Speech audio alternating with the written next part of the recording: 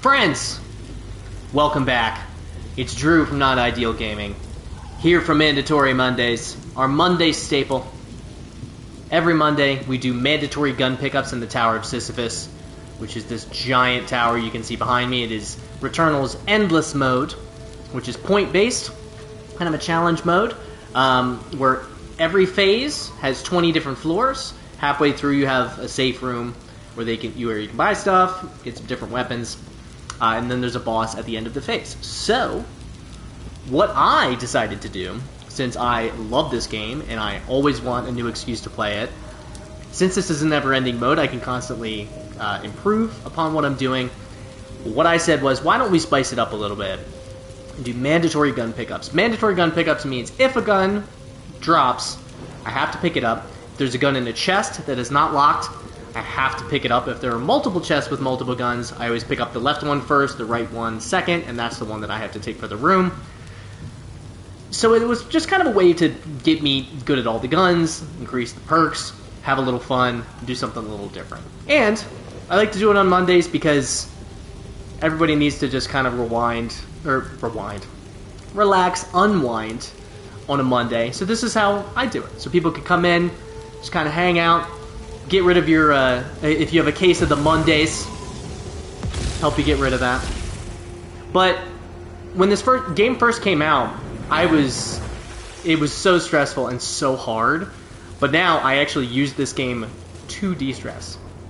So, I'm very excited. I had a wonderful weekend. I was very tired, but I had a lot of good stuff happen. And now I'm ready to start my streaming week. I think I'm going to try and finish God of War Ragnarok this week. I can't imagine I have a crazy amount of time left in it, because I'm like 37 hours in. Oh goodness. Oh goodness.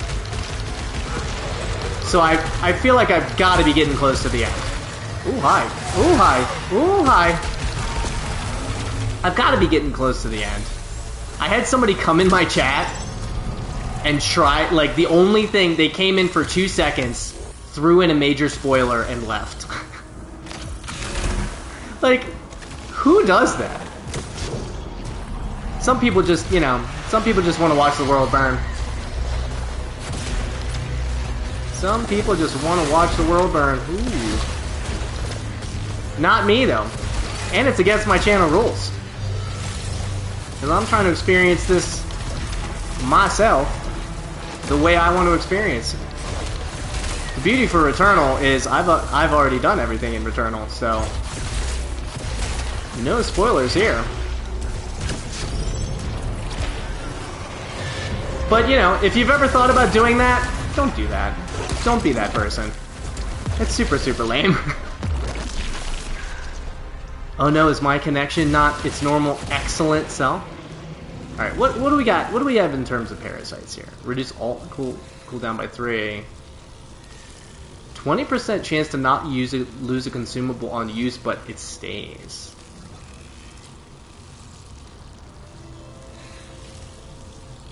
This is a toughie because I always forget to use my alt fire. But 20%, that's a 1 in 5%. Like 1 in 5 chance. I'm doing the alt fire. Doing the alt fire. And now I have to remember to use the alt fire.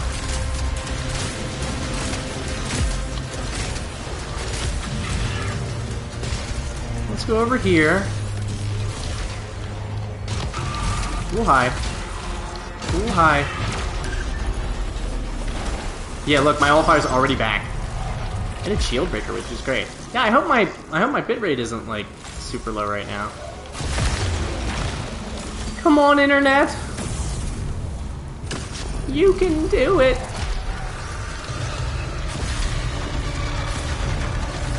Ooh, hi. Did I just lose my shield? I did not. Okay, good. These guys in the first phase? Really?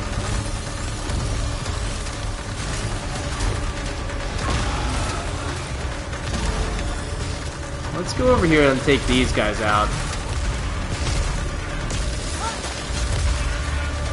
I did lose my shield. Crud. Come on back over here, buddy. You can do it.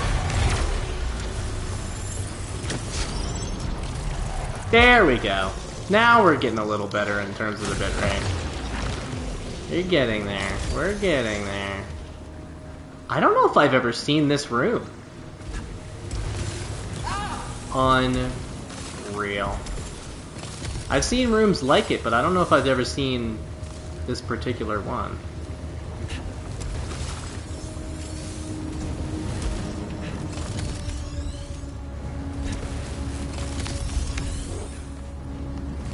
So let's see what gun we're getting. Irish Shell Caster with secondary explosion and sticky bonus? That's a really good weapon, actually. Fires relatively fine. Get it! Silly. Adrenaline reset. I was greedy. Get wrecked. Eat my sticky bonus. Ah, it was just a little too early.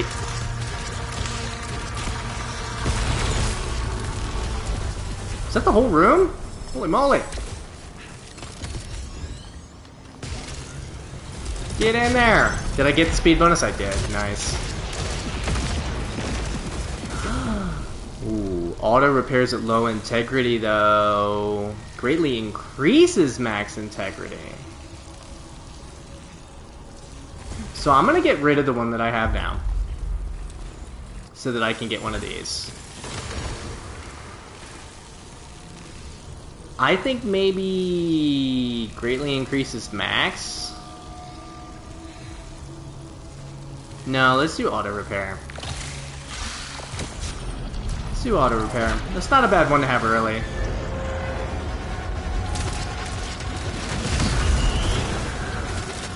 They're always here. They're always up top here. Oop! A gun!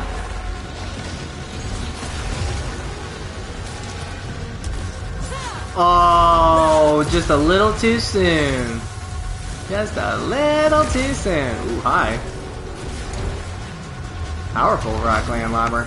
Oh, where'd you go? Where'd you go? There you are. Single-shotted? Get wrecked.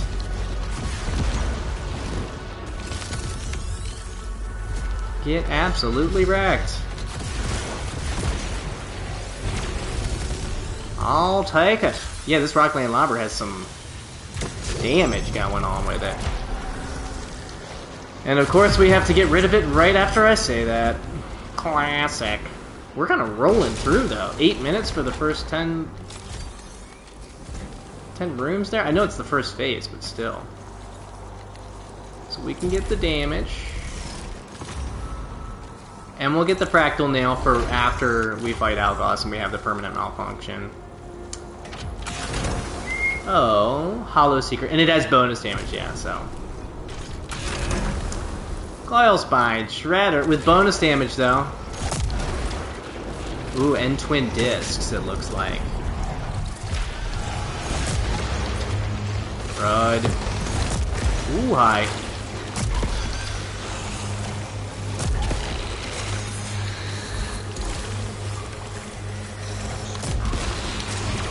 Man, does that bounce around a lot. Holy moly. Pretty good Coil Spine Shredder. Coil Spine Shredder I don't mind as much in the first phase. Especially like with all the bouncy. Yo, Justin Pollitt, what's going on? Hope your Monday's going well. I'm just talking about how even though the Coil Spine Shredder is my least favorite weapon, it's not that bad in the first phase. Especially when you get it with bonus damage and it can bounce around. Oh, and a Phantom Limb early? Let's go! Oh, let's go.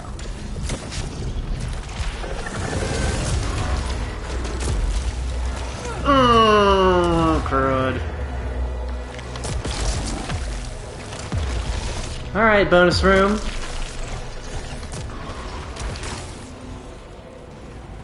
And we can get Got today off. Oh, there you go. Nice. Always working. Always working. Well, hopefully I can provide a little background entertainment for you while you're skimming through clips. Man, is that health up there? I'll take it. Man. This Coil Spine Shredder is actually, like, wrecking. RIP multiplier. Oh, I still got? Always working for sure. Yeah, man.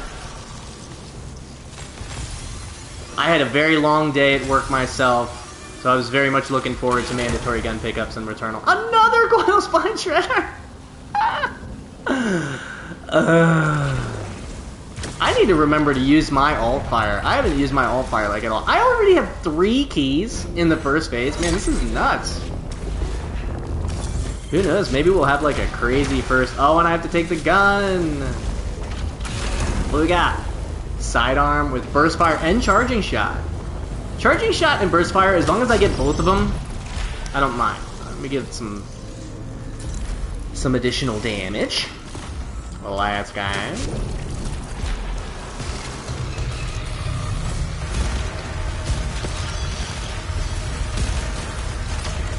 Ooh, hi. Ooh, hi. Ooh, hi. Ooh, hi. Ooh, okay, okay. Can we chill?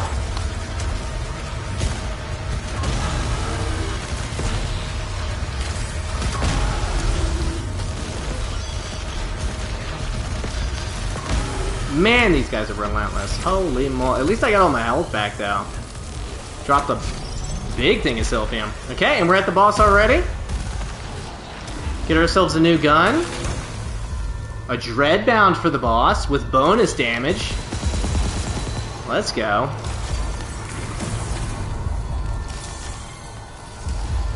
Alright, let's see how fast we can take out Algos. And again, I haven't been using my ult fire this whole time. Classic.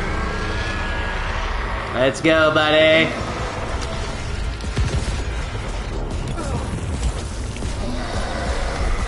Let's get up nice and close. Really wish I had 4th shard.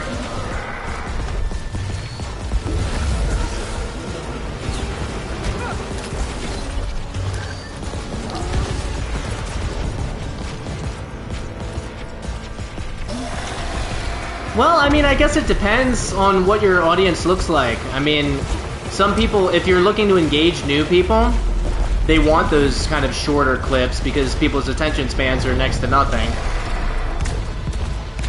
So it really depends on kind of your goal for the content you're looking for, right?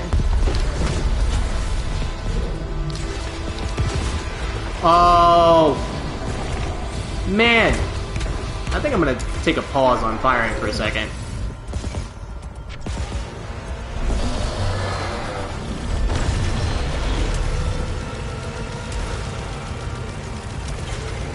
This Dreadbound is actually pretty bad, since I don't have 4th shard. This is like the longest Algos fight ever.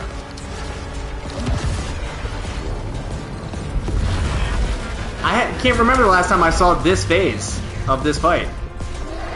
Come on, buddy. There we go. Jeez. Longest Algos fight ever. While stationary weapon damage reduced, that's not bad. Considering you're pretty much never stationary in the Tower of Sisyphus. We can increase our health. Let's go.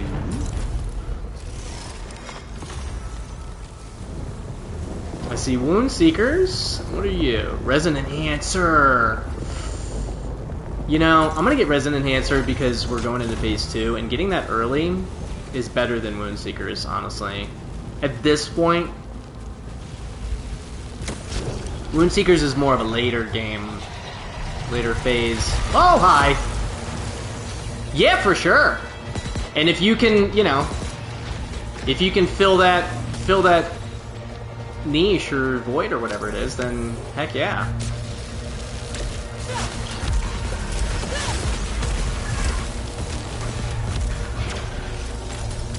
Man, all the health in this room. Give me all the health. Yeah, I'm probably gonna wait until I get a PC to start a Not Ideal Gaming TikTok. Nylon Driver, and then what are we actually taking? Spitmaw with Slugshot 2 and Rapid Spitter 2? Let's go! Recharging response, nope. Reactive stabilizers, sure. We can avoid being knocked down. Hey, Homicidal Bride, what's going on? I'm not playing God of War tonight, so no spoilers for you. I will be playing that on Wednesday and Thursday, and I'm going to try and finish it up. Because I really want to play Callisto, you know, like, as... as gnarly as the reviews have been for Callisto, I think a lot of people are going into it with kind of, like, they want Dead Space, but a Dead Space, yeah, so, like, I think a lot of people want another Dead Space. Like, that's what they want. They want a proper Dead Space sequel that they didn't get in 3. And that's not what that game is. Like, that game is the first game of a brand new studio. Now, does it is it like a spiritual successor? Kinda. But I think if you go into it expecting, yeah, like, but that's the thing, is if you want Dead Space, oh wait, that's the gun that I just had. If you want Dead Space, not only can you play the original Dead Space, but a Dead Space remake is coming out soon. So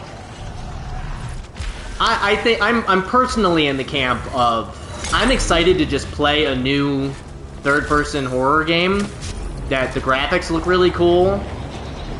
You're halfway through it. For sure. And I mean, it is a lot of industry vets. But, I mean, it's their first game. Like, no matter how many vets you have on your team, it's a studio's first game with all of them does it. I heard the graphics are really, like, the facial animations especially are really insane. But yeah, I mean, like, give them some slack. They have to work. This is their first time working as a cohesive unit. So they've already put out a bunch of patches for the game to improve performance. They have a roadmap for a bunch of, like, extra content. So I usually err on the side of, it's kind of like a movie, right? There's so many moving parts, and just the fact that even if you think a movie's bad, any movie that gets released takes a lot of work. And you have to respect people for putting in that work. And, you know, even though it might not be exactly what you want or what you expected, it's still an achievement kind of in itself. Now, that doesn't mean that I won't be critical of it. Very similar to Death Stranding as far as graphics go. It's obvious it's Josh Duhamel. Yeah, for sure. And that's great.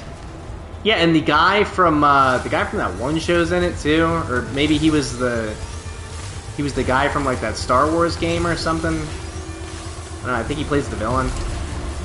Don't know his name. I know his face very well because he has a very distinctive face, but I don't know his name. But yeah, I'm stoked. I'm super stoked to play it. I pre-ordered it. It's downloaded, ready to go. The gore is good? Oh, I am. I'm a big horror movie fan. And I think, so while I'm in the safe room, the reasons why I like Dead Space was the atmosphere and the feel of the game. Like, it was different that you have to shoot the limbs, and it had the, you know, the slowdown thing, the stasis thing. Like, all that stuff is really cool, but I loved the atmosphere. I loved the sound design was incredible in the first Dead Space. And then Dead Space 2, you know, just improved everything. I even enjoyed Dead Space 3. I know a lot of people really hate Dead Space 3. I like Dead Space 3. Was it kind of a departure? Yeah, but it was still that story. I even read both Dead Space books.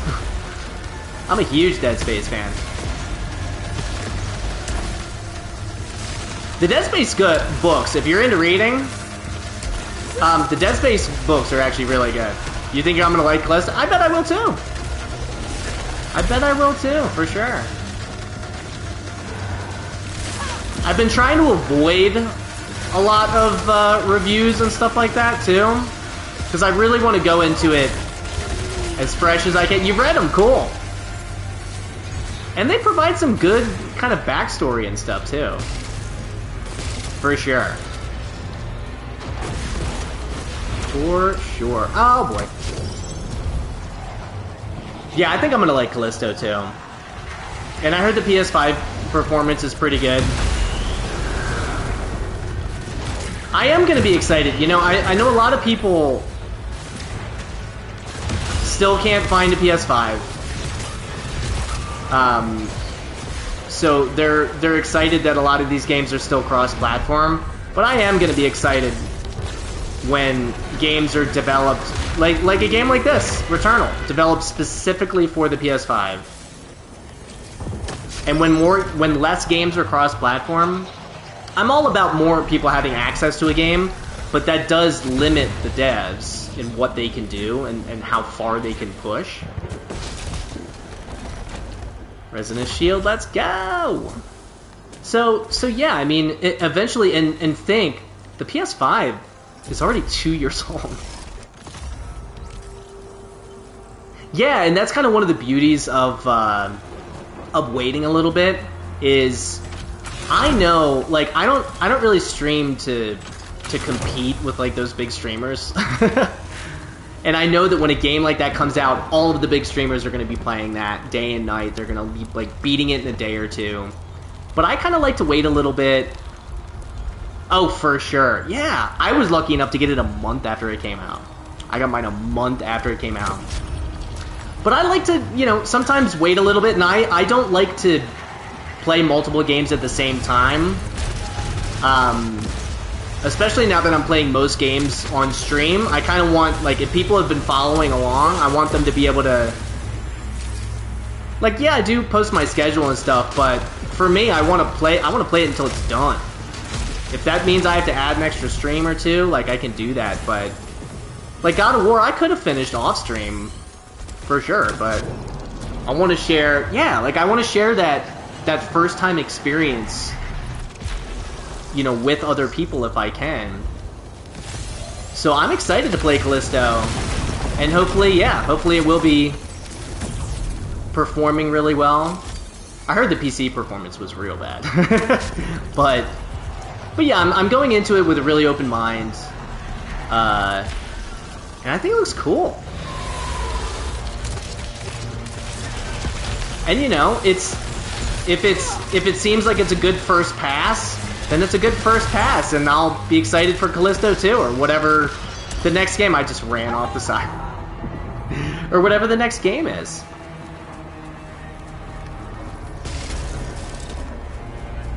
And to quote Tim Rogers in his Cyberpunk review, you know, even CD Projekt Red had to make both The Witcher and The Witcher 2 before they made The Witcher 3. If you want to put it into perspective.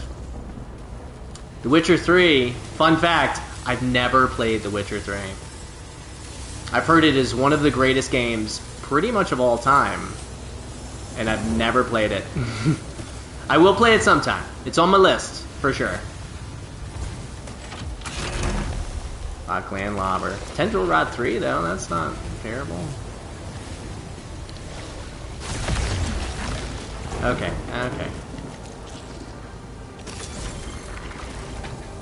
Yeah. I've played Skyrim.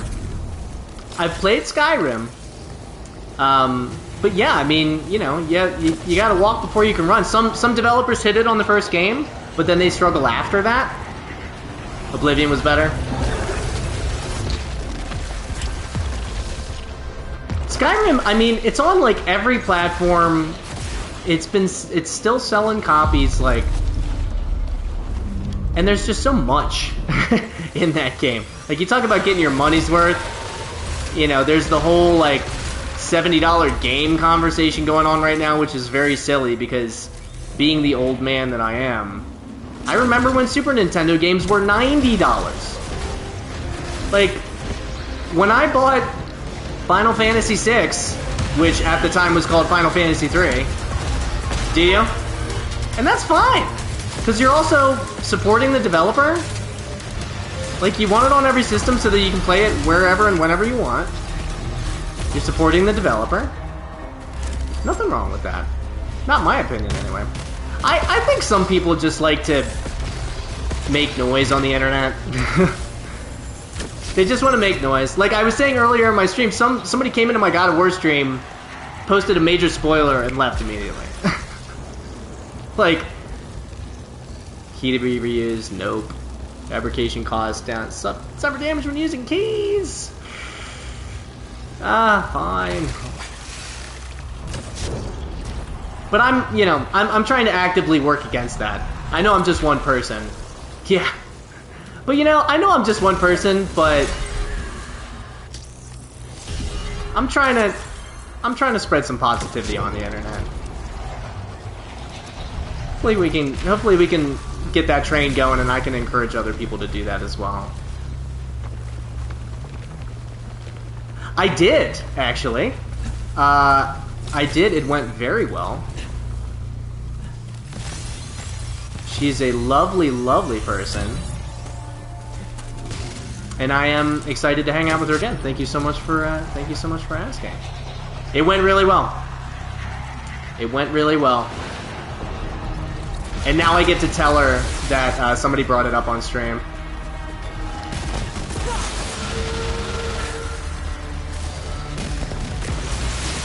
Ooh, hi! That is definitely a first for my stream.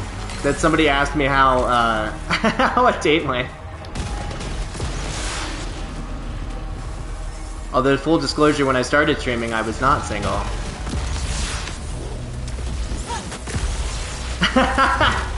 You saw that tweet too, huh? Yeah, that's kind of a weird thing. I mean, she's my same age, so I think she doesn't care.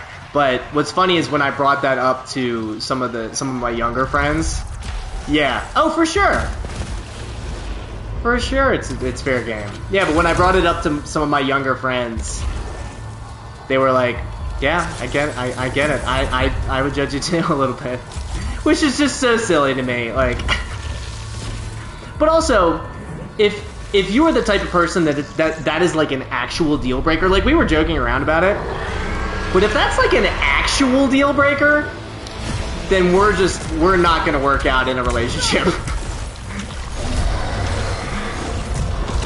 Oh, this thing is doing some damage here.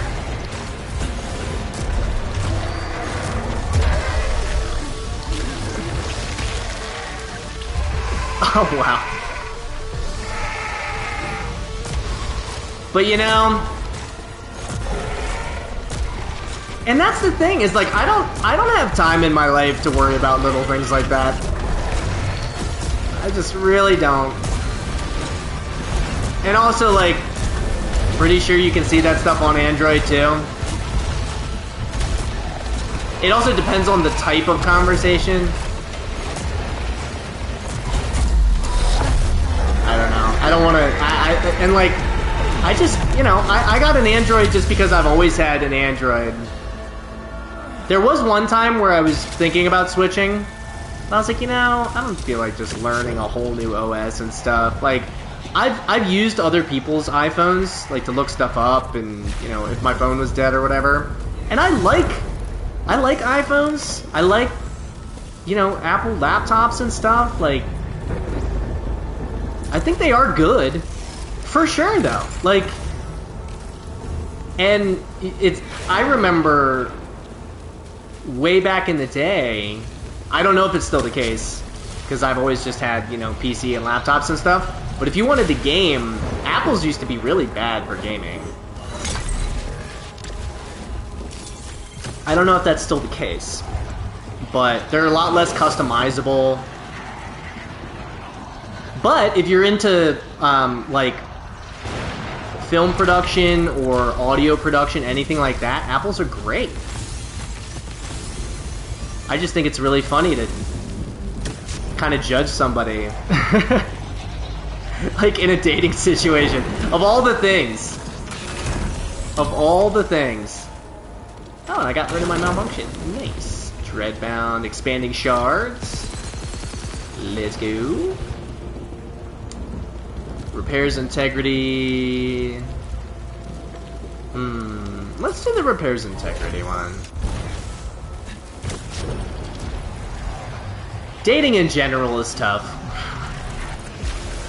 Dating in general is tough, but you know, I'm old enough now that lots of people when they go on dates and stuff, they're on their quote unquote, you know, best behavior, and they kind of change who they are on a day-to-day to match, you know, for the date.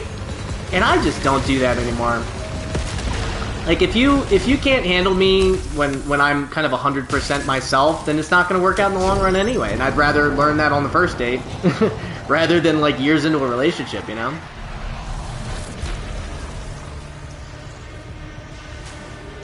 Life is short. You only YOLO once, right? Oh, hi. Oh, hi.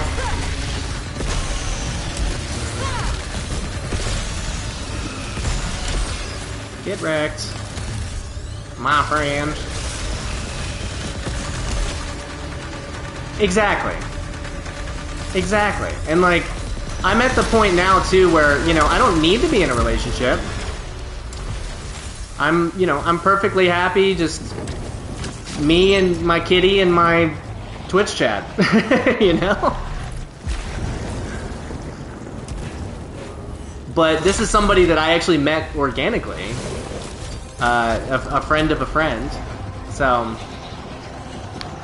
we'll see. And we actually, what's funny is on the first date, we had the conversation like, hey, if this doesn't work out, we'd still love to just stay friends, because we enjoyed each other's company so much, and we have a bunch of mutual friends and stuff, so having that conversation early kind of also made things just a little easier and a little more relaxed. Because I think we were both kind of on the same page of, you know, we're fine being by ourselves if it doesn't work out romantically, and I'm all about making friends. I don't think you can have too many friends. Okay, so we're gonna get rid of our Dreadbound. Recoils by Shredder! Ugh! I'm giving up all these, like, really good weapons. There we go. What are you? You're another interference sphere. Come on, where are you coming from? Where are you coming from, friends?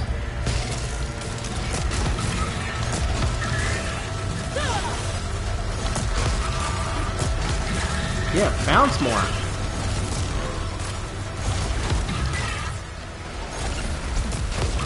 There we go.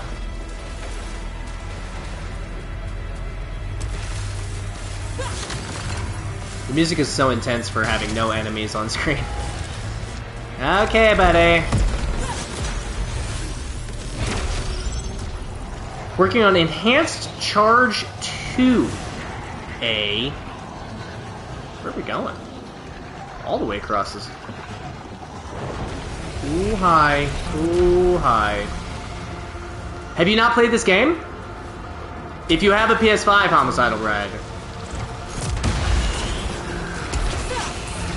Yeah, and the thing that stinks is since I don't have a PC and I can't use OBS, you're probably seeing it a little fuzzier than it normally is. I promise it's more beautiful when you actually play it on a PS5. So, you know, it's kind of like a shmup. It's kind of like a third-person, you know, shmup slash bullet hell. But the story's really cool. It's gorgeous. It's very satisfying. This is actually, like, free DLC that they added. Where are you going, buddy? Gotcha. And not only that, but they added more story in this free DLC. So what happened was apparently the developers were already working on some extra content. They had some cut content from the main game, but they loved the game so much. Hold on. We're getting promos. We're getting bots that didn't read the rules.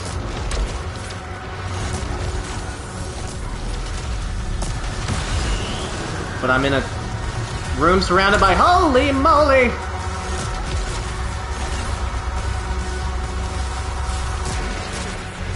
But yeah, like, I'm not really good at shoot-em-ups.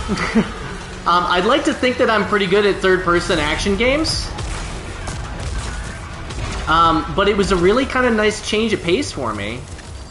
Sidearm was not there. It was a nice change of pace for me. And, you know, it's a game that kind of forces you to get a little bit better at that. Okay. And we're in a safe room now here, too. And now it's one of my favorite games I've ever played. Like, and there is no hesitation in me saying that. Blown nightlight, though. Now, did I just price myself out of the blown nightlight? I did. Womp womp. Ooh, working on hit load 3. Yeah, and it, you know, when it first came out, it came out so close to the PS5 launching that it really showed off. Like, warping with these things in the actual game was insane. Like, we're like, how are they loading all this stuff? It was really, and this game was designed, you know, to show off the PS5. Like, and how? Ah. And the main game is tough. Like, this game's tough. Actually, last Mandatory Monday, I was curious. And I went into the main game. I was just like, you know, I have some extra time. I don't really have enough time to do a whole nother, like, mandatory run. How are you still alive? Holy moly. So I went and I just played the first area and beat the first boss, and I was so used to playing in the Tower of Sisyphus, which is this never-ending mode, that I've forgotten how hard the main game is. Damage dealt to weak points increased by 30. Reduces protection. No thanks. I haven't even used any of my interference spheres, any of my disgorgers. No, but I will say, Returnal is... I don't know if it's on, like, PlayStation Plus or any of those, if it's part of, like, the Essentials collection or what, but I still think it is a full-price game. Even though it's been out for a while, I think this is still a full-price game. And that's saying something, because I feel like nobody thinks anything is full-price game nowadays.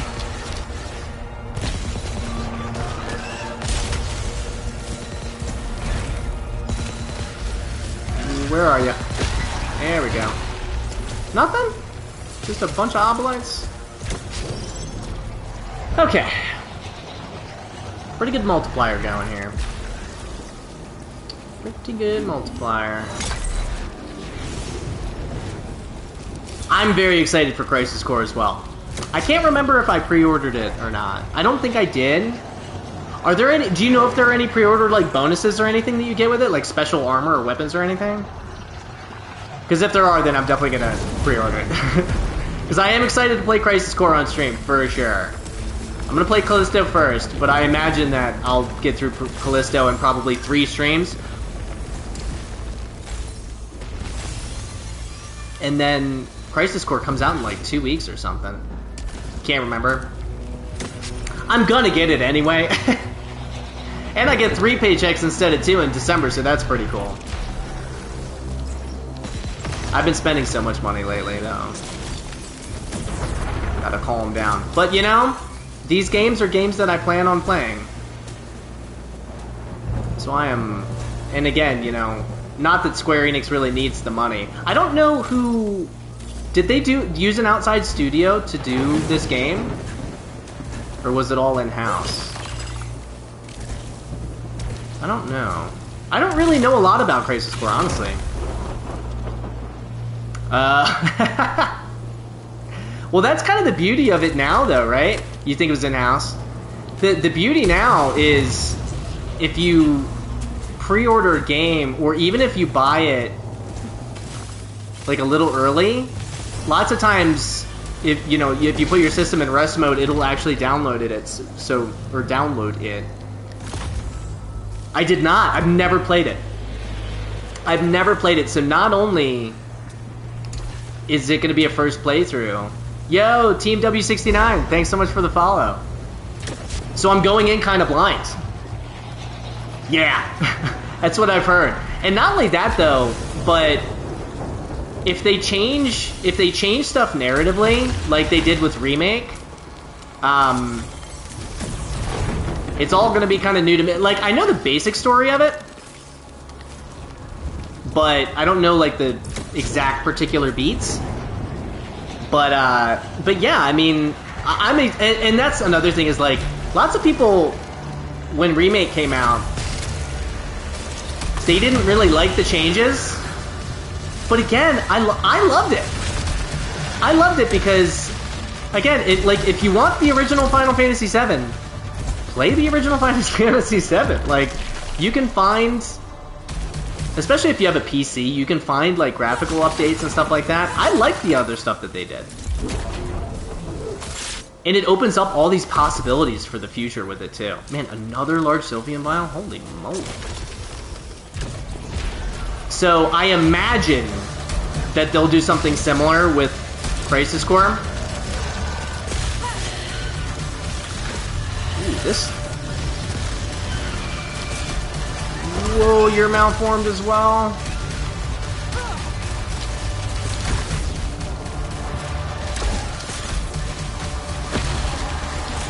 Man. Get out of here with that. What are you? Execution Rush. Oh, hi. Oh, hi. Hello. Yeah? But, and that's entirely possible, too. But also being a PSP game, like... Ooh, a carbine.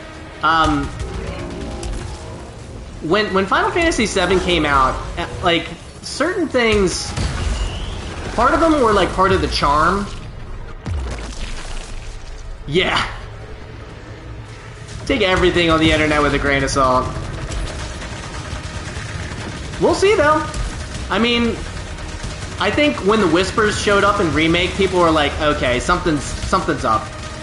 Something's up here. But like I said, I'm excited. The fact that I'm going into Crisis Core blind, though, means I'm not really gonna know. I might have a general idea, but pulsating mask, eh? But that's gonna be cool, is like, I'm going into it completely blind, so the battle system... with the cards and stuff. I heard that's another kind of love-hate thing that people have with it. I'm pretty sure this is the gun I just gave up. Yeah. Ooh! Ooh, that did some damage too. Get out of here. I'm excited for it though. I'm very excited. I think it's gonna be worth $70.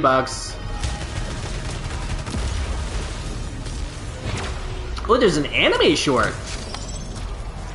This Final Fantasies, they love that alternate anime content. Speaking of, you know,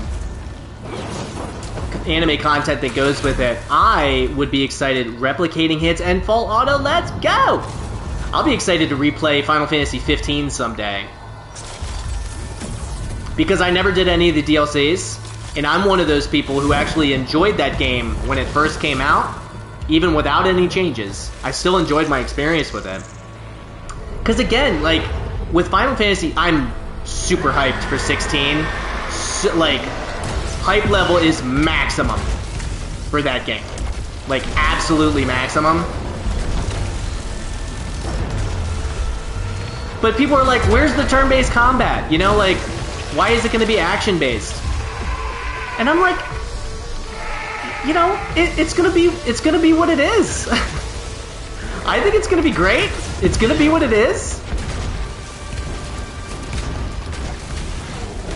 You can see it on for Crisis Core. I'll have to check that out. Man, full auto and replicating hits. This is just melting Algos. He's not even facing me. He's so upset.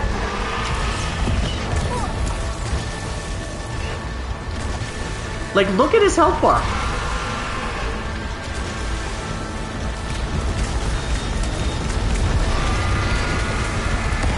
Get absolutely wrecked. Ah, of course I get hit right before he's done. Every time. Every time. What we got? Reduce max attack, ready? Boo! But the good news is we're just about to counteract that right now. Chief Wiggum PI will return right now. And I still have 2 large... Oh, okay. Gotcha. Good to know. Thank you. Very good to know. Okay, do I even want the... Ooh, I want that one. I want that one. Fall show. Yeah, I'm very excited for Crisis Core. And for some reason, I thought it was coming out early next year and not late this year. Because I was planning on doing a Bloodborne BL4 run after God of War. I was planning on playing a Plague Tale, Pool of Acid. Come on. I still am going to play a Plague Tale, but I'll probably play a Plague Tale after Crisis Core now. I already have it bought. It's already downloaded. It's ready to go.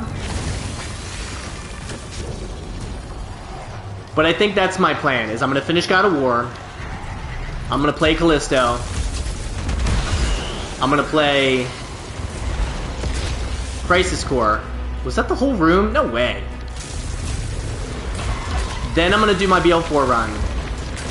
Then I'm going to do Plague Tale. I think that's my plan.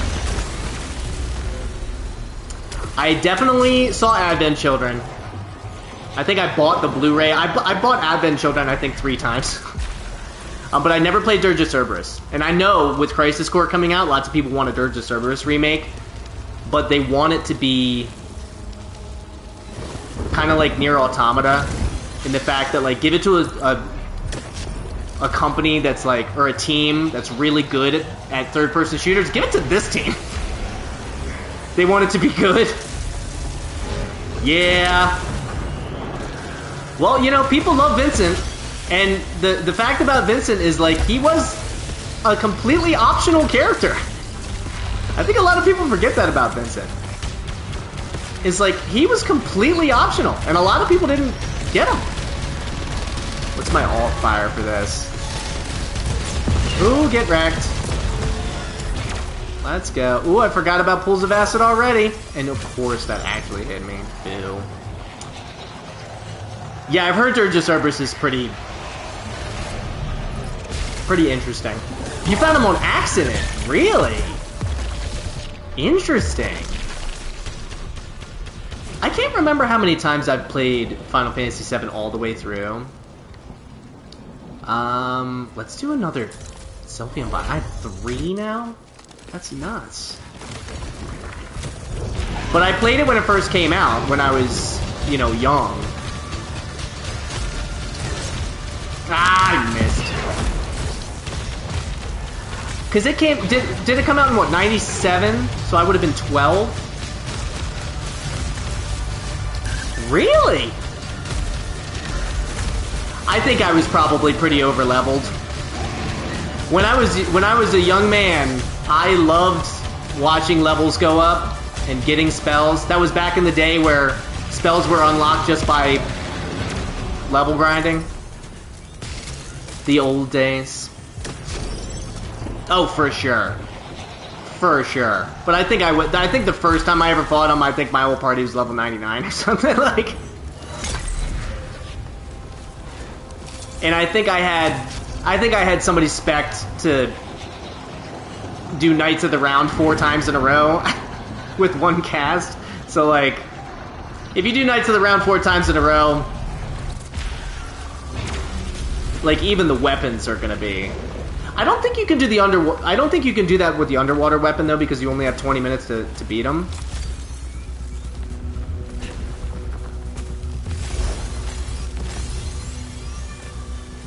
But now, I'm in the camp of... Like, ever since I got into Souls games and stuff like that, I really like a challenge. You know? I mean, Souls games kind of taught me... What's funny about that, too, is... The first Souls game I ever played was Bloodborne. the first level area, really, of Central Yarnum. I played it for 5 hours and I made like no progress at all. And then I kept hearing that it was one of the best games ever made, and I'm like, you know, I'm gonna give it another shot. And I beat it. I loved it. I loved every second of it. And then I went back after a while, played the DLC. Excuse me, played the DLC. Loved the DLC. Then I went back, played the Chalice Dungeons. Loved the Chalice Dungeons. I'm like, how did I miss all this amazing content? This room is bonkers.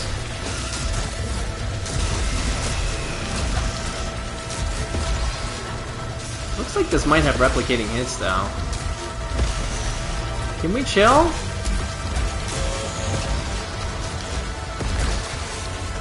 And, you know, every time I replayed Bloodborne or tried to do a challenge or, you know, just found content I hadn't done before, it just kept reinforcing that Bloodborne is it's not one of the best PlayStation games ever made. It's not the best, you know, Soulsborne game ever made. It's one of the best games ever made. Like, it's one of, I think it is hands down one of the best games ever made. And I did my first BL4 run off stream because I wanted to do a practice run. Because if I did it on stream, that would just be torture. Because there is like a little bit of, not necessarily pathing that you have to do with it, but like ways of, not necessarily quality of life things, but just ways to maximize your time while you're doing it. Oh, hi.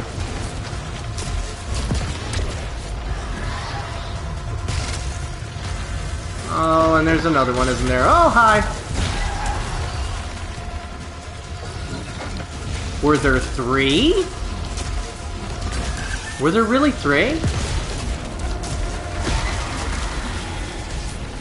And they're all dropping health, but they all have pools of acid. But what's funny is I've never played Dark Souls 1, 2, or 3. I've played Bloodborne, I played Sekiro, love both of them. I played Elden Ring.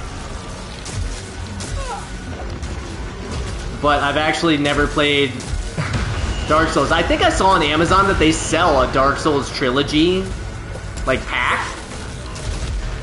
So I think I might get that and do my first ever Dark Souls runs on stream.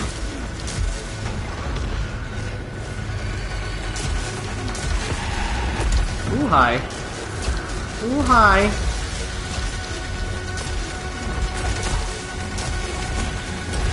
Get your shield out of here, man. There we go. And you didn't drop anything, really. And there's a second one. Oh, hi.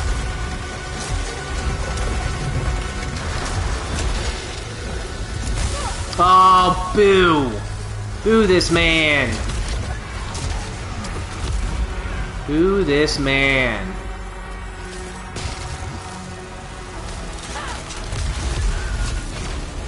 Okay, we got him.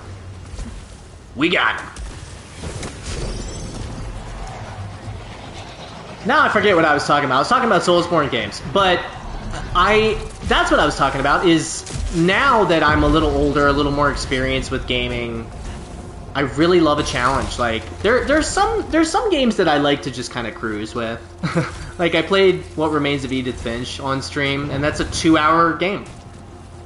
It's a 2-hour, not really any action, you know, just a beautifully made, story-driven game, and I loved every second of it. But sometimes I want something, you know, sometimes I want to beat my head against the wall for 5 hours on a boss and then get that final hit. Ugh. Like, that's what I can say if somebody's never played a Soulsborne game and they like a challenge. Getting that final hit on a boss that you have just been absolutely not doing well with for a very long time. Like, there's no other feeling in gaming like it, honestly. I don't think, anyway.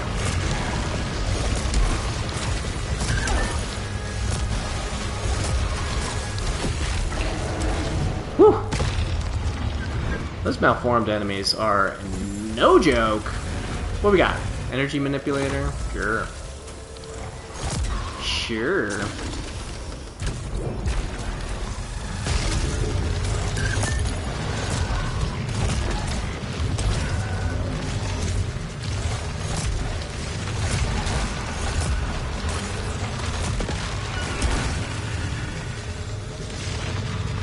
Get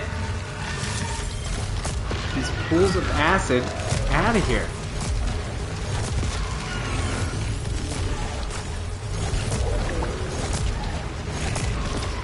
Becoming your favorite game? Well, we were talking about it earlier. It is definitely one of my favorite games. And I will say, keep at it, because I was terrible when I first started. Like, I was not good at shoot-em-ups. I considered myself a good third-person action player, and this game just completely wiped the floor with me. But once you get into the rhythm, and a big piece of advice I can give you is wear headphones. Even if they're little earbuds, wear headphones with it. Upcoming malfunctions have harder to fix requirements. Yeah, we'll do this one.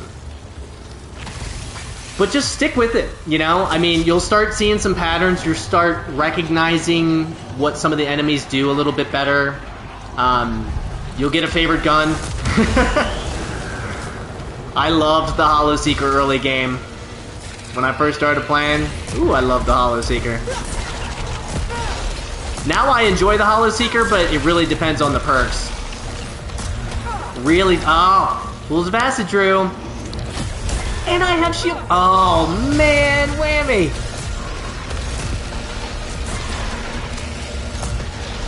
I hear somebody big over here. Somebody big's doing something. Oh, hi. Oh, hi.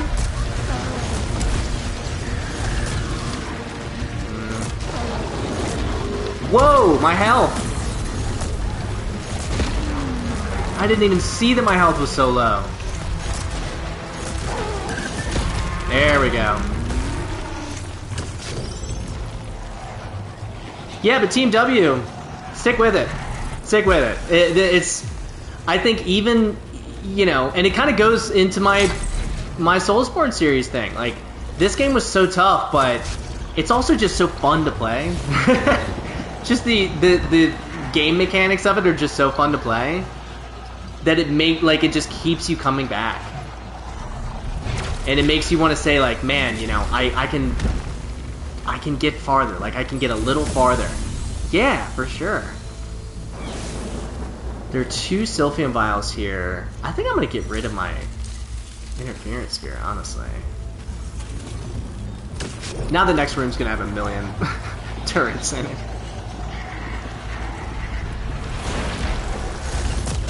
I will say, though, playing the main game is going to help you with the Tower of Sisyphus, and it's also going to open some stuff up. You haven't gotten the sword yet, so you're very early on. Well, if you're that early on, then don't worry about, you know, wanting to improve and stuff, because I mean you're so early on that you got a lot of practice. You got a lot of practice that's going to come with playing the game. So stick with it is my advice. Working on negating this 3.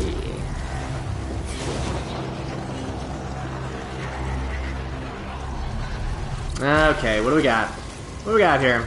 Doubles Obolite, suffer damage when picking up items. No way! Reduces protection! But I gotta take it!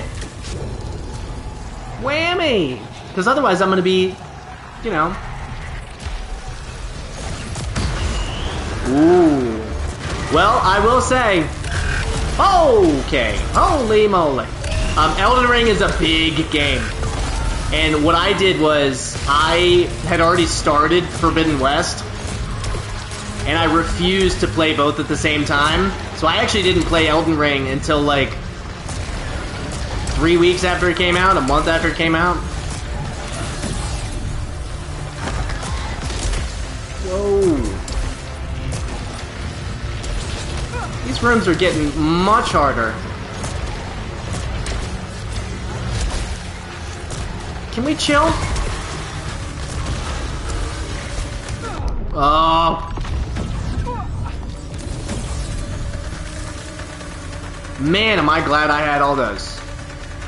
Oh, I heard Odyssey's like 100 hours. 120 hours. Elden Ring, if you do everything, is about that as well. But the thing about Elden Ring is it doesn't really tell you a lot. It just says, okay, here you go. Good luck. Woundseeker. Ooh, I can't get Woundseekers? Let's get rid of something then. Melee kills. Overloads. Let's get rid of... Oop. Let's get rid of getting hit. Oh, for sure. Yeah, I feel that. I think I said it earlier in the stream too, like I'm the same way. I don't usually like to play multiple games at once. Like this is an exception for me because I play the Tower of Sisyphus like every Monday. I'm playing the same thing, same mode. So for me it's just a nice way to kind of break up the other games that I'm playing. But in terms of like big, you know, story-driven first-party games, I gotta finish one before I start the next. Ooh, hi. This sidearm's pretty good, actually. Come on, Parasite! I'm hitting this weak spot. Yeah, there you go. Oh, there's another one, too.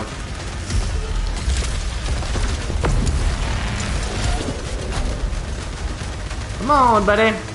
Yeah, get staggered. I don't even have the Parasite that adds stagger. Man, I knew it. I knew it. Oh, boy. I've heard Odyssey's really good, though. I've heard it's really good. I heard the DLC is really good. I haven't played an Assassin's Creed game, I think, since the first one, which everybody tells me is, like, a sin of gaming.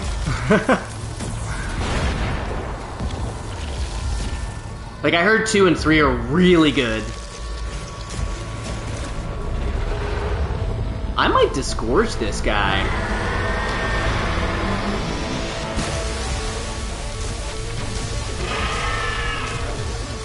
Ah!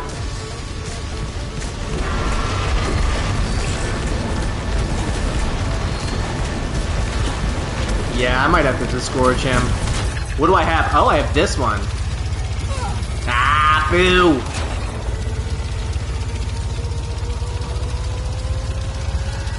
You know what? We're gonna do it again. I know I have the...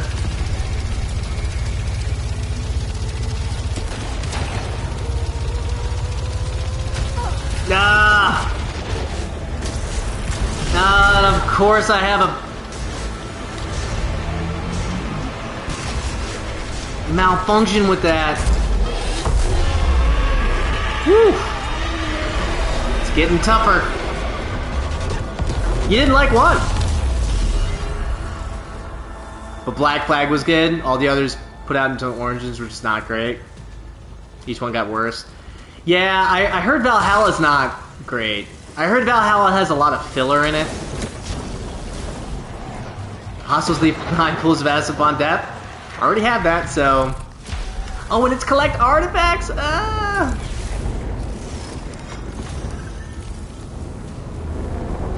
Eventually I will jump back into the Assassin's Creed. I'm gonna get this one, actually. Eventually I'll jump back in. At some point.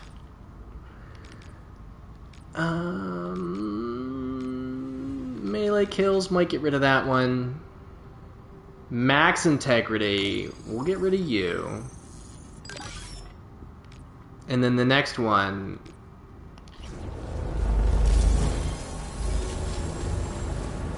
Yeah. And that's the thing is, I heard that same thing kind of happened with Call of Duty. Was it Call of Duty, maybe? But it's like, take the time. The problem is, especially with Call of Duty with microtransactions, there's just so much money to be made. Like, it's really unfortunate that, you know, that can really drive... I feel like a lot of CEOs of these companies actually don't play games. Look at this. Oscillator 3, Portal Beam 3, Retarget 3, and Serrated Projectiles 3 working on at 89%. Man, this weapon owns. So that's kind of a thing. It's like, but, you know, and even with a small... Wow, and with how much money those games make, I mean, they make nowhere near as much as mobile games. But even so, even if you have a slightly smaller player base, they're still making so much money that it makes sense for them to pump one out every year. But in terms of, like, the player experience, it's really unfortunate that you know, they do stuff like that. Get wrecked! But, you know... on the other end, gaming is a business, and it's the biggest media thing out there by far. I remember when gaming first overtook movies a bunch of years ago, and people were like, it was like on CNN. People were like, gaming overtakes movies for the first time in history. It's like, yeah, gaming is great. You know, get with it. This weapon is okay. It's pretty good. I'll tell you, I'm excited for Avatar 2. I know not a lot of people are. Well, what happened was there was a major shift where TV shows became... like, major actors started getting signed to TV shows. And they started putting a lot of money into TV shows. And they started putting a lot of effort into TV shows. And TV shows were kind of easier to make. So I think there was this major shift. But then you have people like James Cameron and the guy who made Top Gun Maverick, who were like, no, I want movies to be seen in theaters. I'm going to give you one of the craziest experiences. And I want you to experience it with a bunch of people. You know, obviously the pandemic changed the whole landscape. I hear that. Well, but then you also have the extended editions like the Quentin Tarantino Hateful Eight. They split it into like 4 like episodes rather than just one long movie. For me, I kind of like all media. Explosive shards. Okay. I'm a big Mike Flanagan fan, both movies and films. Big Mike Flanagan fan.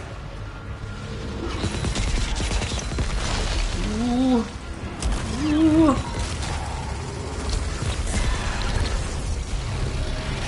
Are we? Okay. Ooh, hi.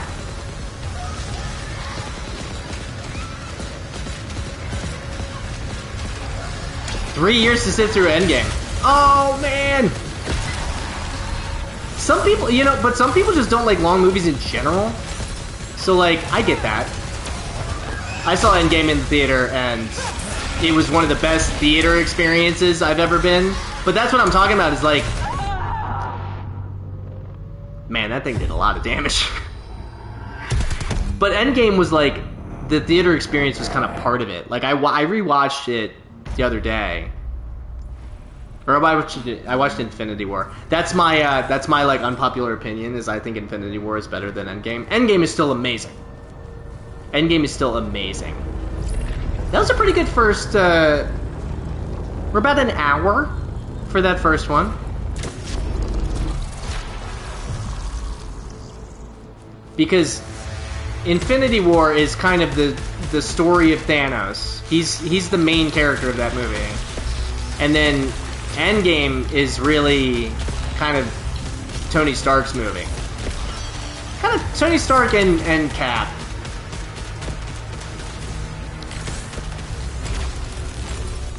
I think they kind of share the spotlight a little bit.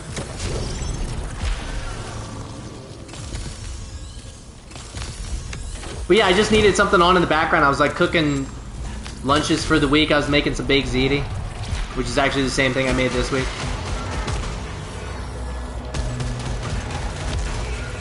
But I totally get that. Like, some people like to take, if they're watching like a 3-hour movie or something, some people like to take breaks. James Cameron actually, he said something that was like, man,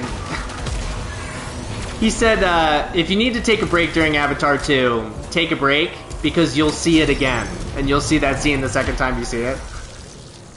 It's like, come on, man. You're not passionate enough to have the movie experience? Oh, nice. The first anime movie I ever saw in the theater was actually Demon Slayer, Mugen Train. And it was the first movie I saw when theaters opened back up. And my first thought was, man, you gotta see more anime in theaters. I get that though. And like, what's really funny is, I stream on a 65-inch C10 OLED, and I have a Sonos sound system. Like, I wanted to have something really nice so I could kind of have the theater experience at home if I wanted. And I've actually been to some kind of gnarly theaters where I thought to myself, man, I should have just watched that at home.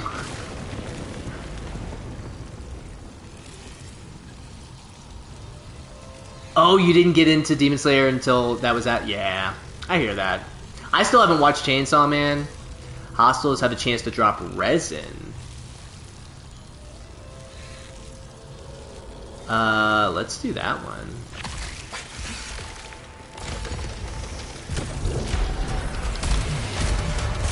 I hear that. There are only certain series where I watch it like right when it comes out. Like, Attack on Titan is one that I've been following it since it first came out. And that's very rare when it comes to anime for me. So it's to the point now where I'm just like, well, I've come this far, like, I'm gonna watch it right when it comes out.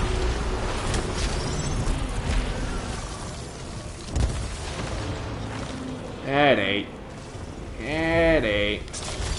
Shields, we got them moving.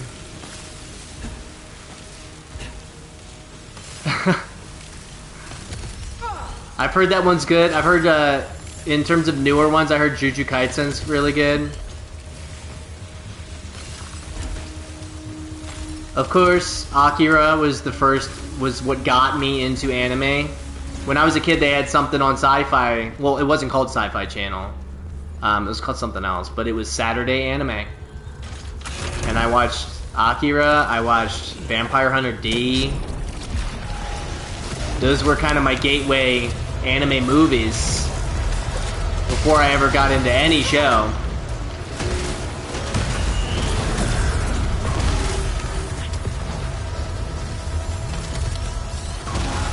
But in terms of shows, like, I've seen some oddball shows, I've seen some mainstream shows like, you know, Death Note and stuff like that. But I think people that aren't into anime, a lot of them think it's just like this super silly, you know, and a lot of it is super silly. But there's a lot of super silly live action shows.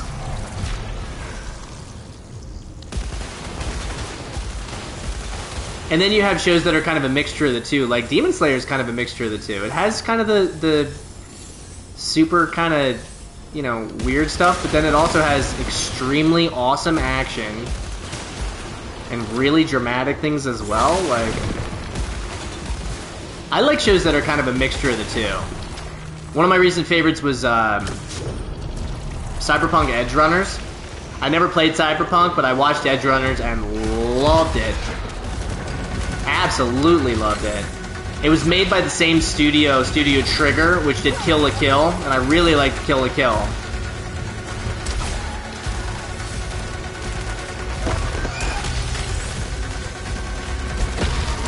Got him. Got him. Your first was Dragon Ball? Oh, for sure. Did you think it was just like a different type of cartoon?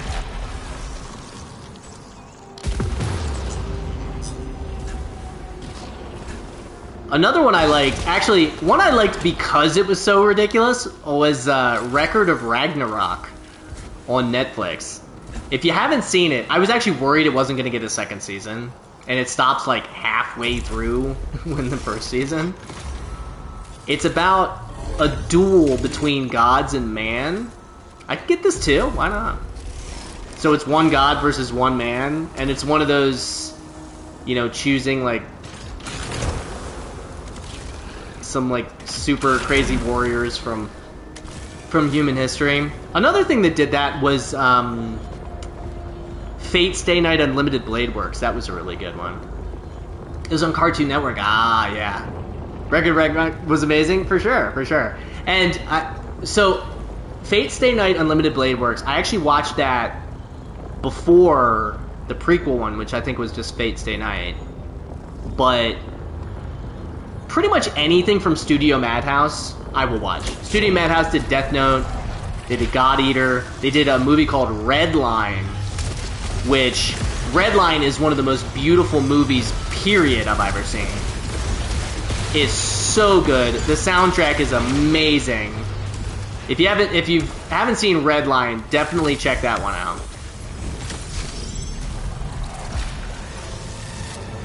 It's funny because when people say I've never seen an anime, I say, well, two movies I can suggest. One of them is gorgeous and silly. The other one is Akira.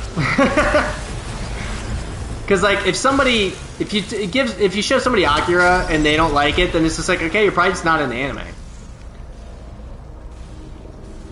You mean the live action Netflix movie, Death Note? Yeah, that was pretty. Willem Dafoe was pitch perfect in it, like pitch perfect, but they also changed the story in ways that were like so detrimental.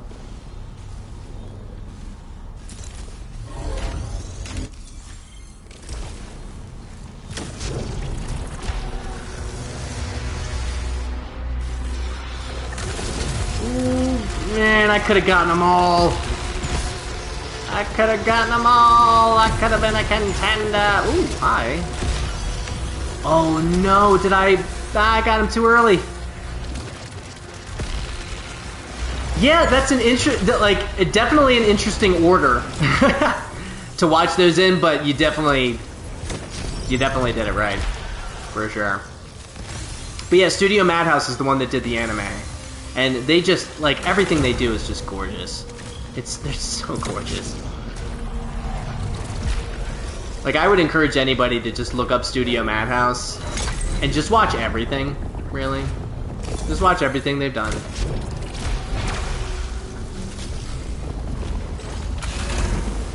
Coil Spine Shredder, boo! What do we got? Man, we're getting a lot of artifacts early. One additional hit. I'll take it. Ooh, and I have the Palpatine power.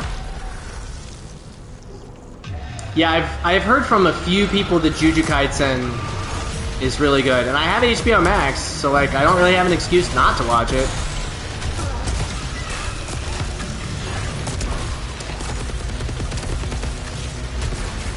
Ooh, Spitmaul with Slug Shot and Rapid Spitter. Oh, but I have to get rid of it immediately?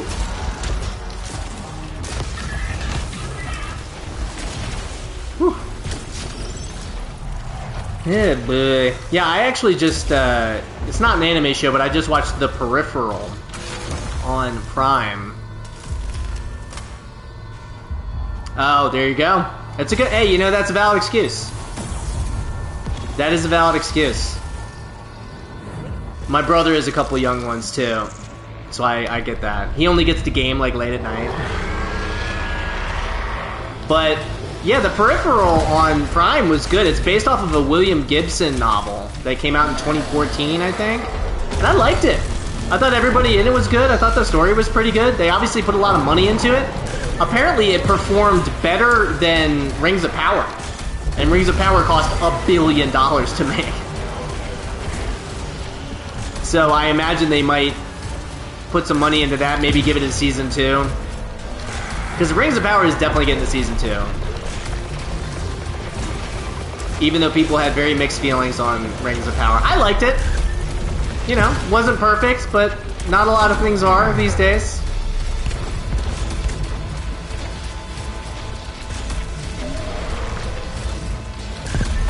Come on, let's go. There we go. There we go. Oh, and I'm right by the door. Yeah, the Peripheral was it's based off a William Gibson novel, so it's not super accessible in terms of like a story that's really easy to understand. But it has some really cool ideas. The CGI is pretty good in it. The action's pretty good in it. So I enjoyed it.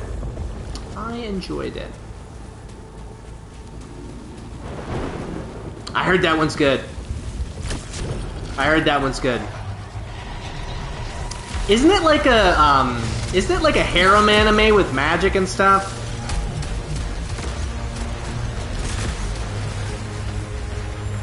I think I saw like an auto play trailer of it one time when I was just scrolling through Netflix, and I added it to my list, and it just got new episodes too recently, I think. But it looks cool, for sure. It ain't. Heavy metal references. Well, now I have to watch it. I am also a metalhead. Positive effects of upcoming peasant. Ooh, Resonance Shield, we gotta get it. Gotta get it. Yeah, it's funny, I go to this arcade bar twice a week. I go every Friday and Sunday in Denver, and it's gotten to the point where I'm like friends with all the bartenders and stuff, but they have a Touch Tunes machine, and it's funny when people will be playing all these like pop and hip-hop songs, and also, I like pop and hip-hop songs, but then I'll throw in like, you know, Cradle of Filth, or like just some like sometimes depending on the crowd, I'll just be like, I want to play one of the like gnarliest things that I can find.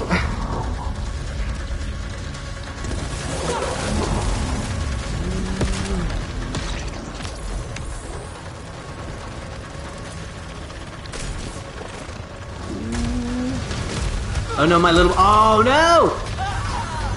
My little player.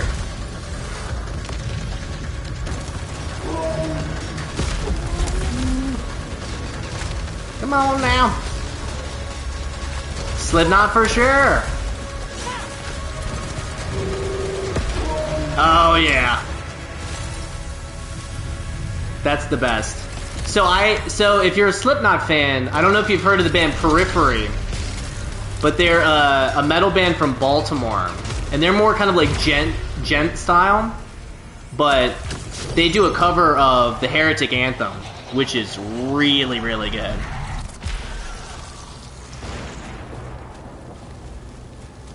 Oh, I don't have any keys. Crud. Check it out for sure. For sure. And if you like, you know, and if you like that, check out their other stuff, because they're one of my favorite bands. They're actually about to put out their 5th album.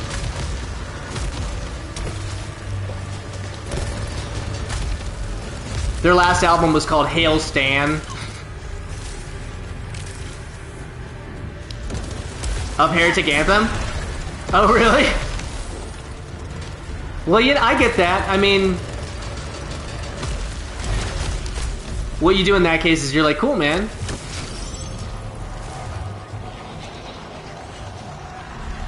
Or you can say something along the lines of like, that song is great, when you really mean the original song.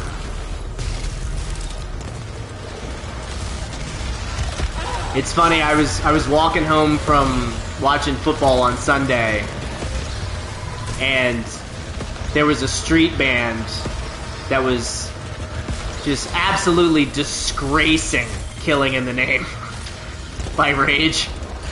And I was like, ooh, like all of them were on different it seemed like they all were playing a different song. I was like, oh no. But they're out there. They're out there doing it.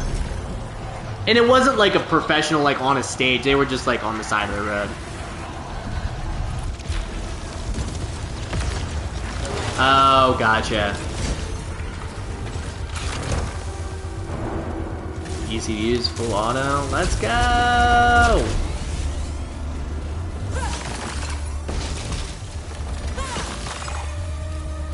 Low nightlight. Alright.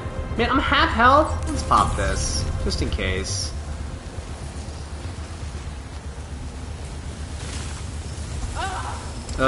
Boo. Boo, I say. Wait, did I have another shield? Maybe I had a resonant shield?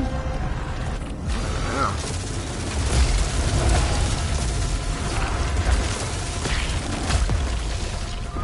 Whew. I feel like my headset's breaking down a little bit. Let's get some health back. How much? Ooh, most of it. Okay. That'll do. That'll do.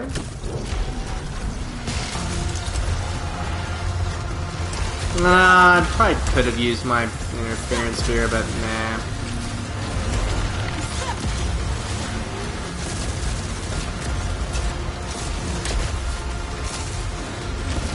You've never been in a band where you've been the guitar...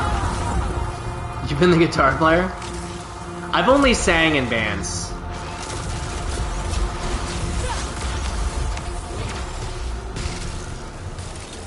Because I like to tell people when it comes to playing guitar, I'm a good singer.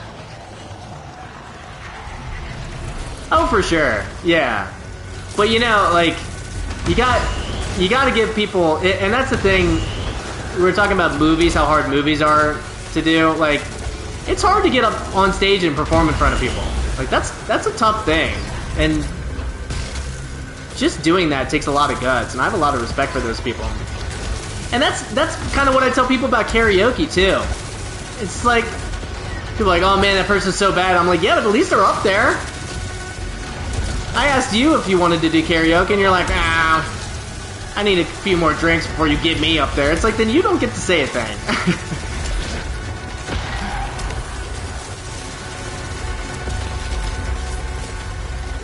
Ah, gotcha.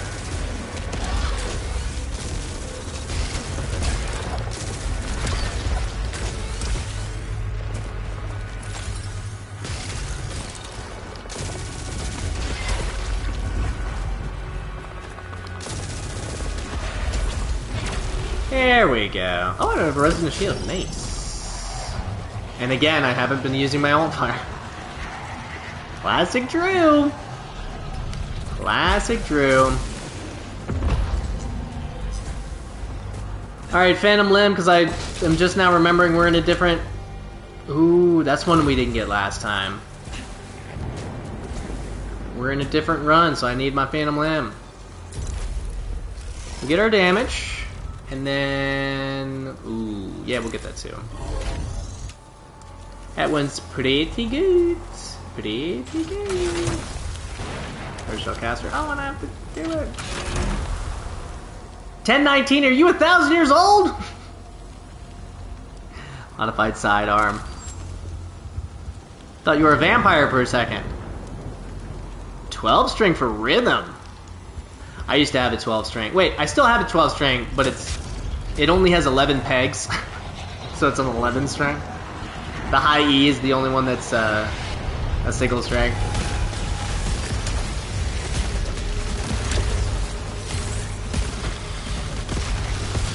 Ooh, hi. Yeah, I was saying on Twitter the other day, I haven't played guitar. I might have said it in here too, but I haven't played guitar in a while. Now, I am in an apartment complex, and it's really cold outside, and if I play guitar, I like to play outside rather than inside. But, I should change that. I did get an electric piano that I've been kind of tickling the ivories, if you will. Yeah, that's what you were saying. You were saying that, you know, you were doing that, you were getting a little bit of a following going, and you just wanted to work on your podcast, which is fine.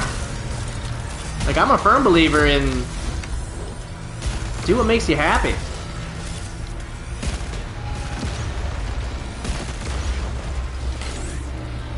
And also, I think I suggested one time you were here that maybe you could somehow like mix the two, like talk about video games and music.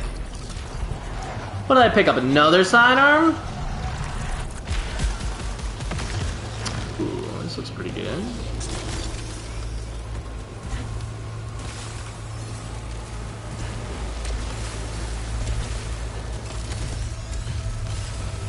Ooh, I barely made it out of that one. Okay. Hoo-ha! Hoo-hi. Carbine. Or carbine if you're nasty. Wow, that was close. 2 shields, alt fire cooldown reduced times 5. Let's go!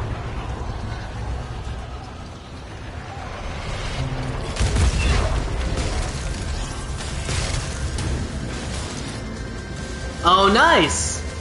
Very cool. Yeah, and that way you kind of get to mix the two, you know? Oh, boo this man. Boo this man. And what is that? What is that thing doing? What even is that? Does this have leech rounds? Hello. Hello, leech rounds. Been a while. Yeah, because I think the overlap between the gaming and the music community, it's such a wide audience. Suffer damage when using keys. Nice! Pools of acid!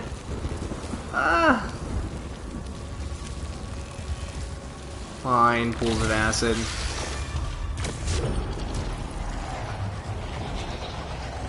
That's what I'm saying though, is like there's such a big overlap. I mean, I love both. And YouTube is kind of the main source of entertainment for me. And I love watching music, gaming stuff. Gaming music stuff.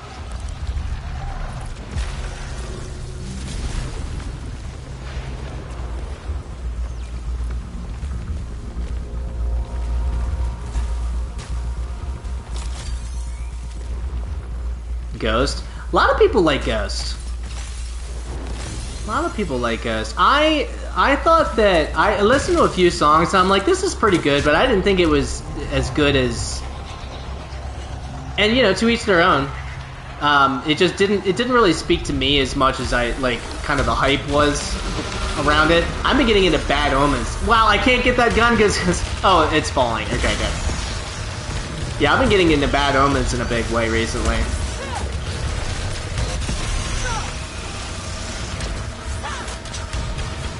And that's a very special feeling too, right? Of like finding a new band and then be like, you know what? I'm just gonna put them on shuffle.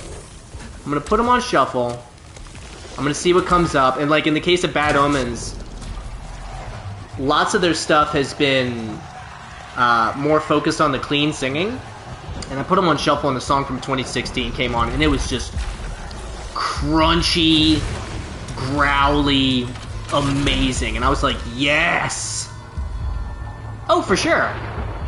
Thermogenic launcher for the boss. Let's go.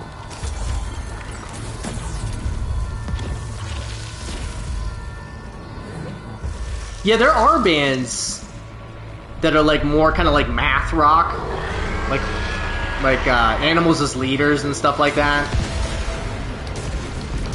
But again, it's like, hey, there were bands, you know, back in the day that did crazy stuff, like Rush. Oh my god. And Tool? Like, Tool is the most obvious one in terms of, like, time signature changes and...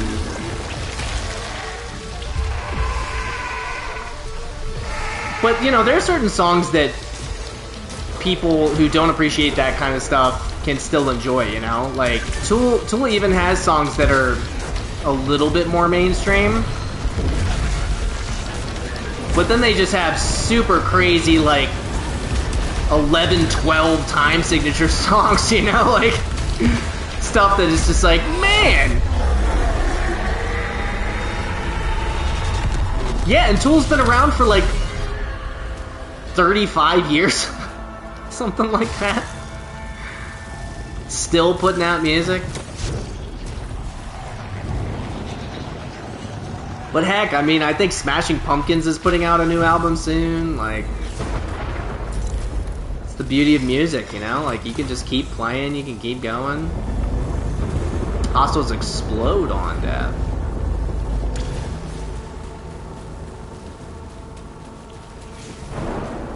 We're actually getting through. We're already on phase 3. I guess 30 minutes, well 20 something minutes. Working on Critical Rockets 3. I have 3 shields currently.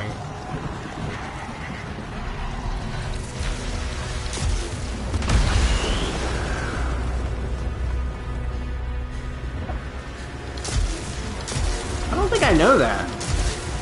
Ooh, hi. Are all of these missing? Are you kidding me? I was gonna say it just has to hit one of them.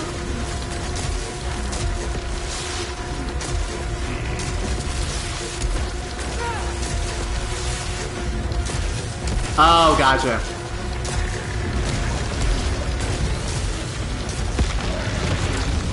Yeah, I've always wanted a music-based tattoo, but I don't know what I would get. Like, if I would want to do something for a specific band, or if I would want to do, like... If I would want to do... lyrics to a song? It's such a tough thing. But also, I wouldn't just cover my body in tattoos anyway.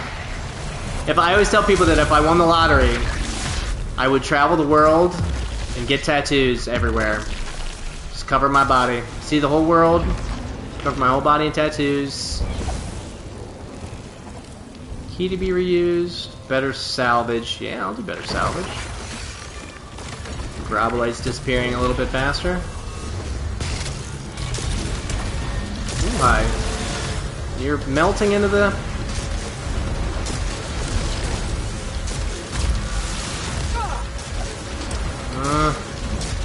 Ooh, come on, can we hit him? Can we hit him?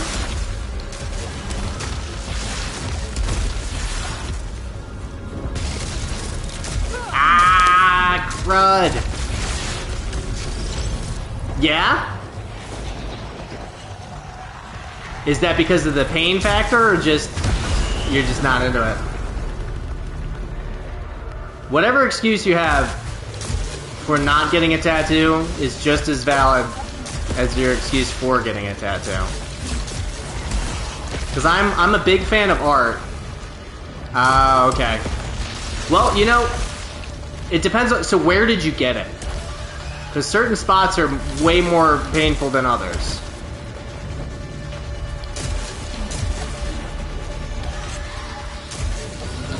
Because if you get a tattoo on like a really fleshy spot, it's just going to feel hot. It's not going to really feel painful. I have one on my forearm and I have one on my back.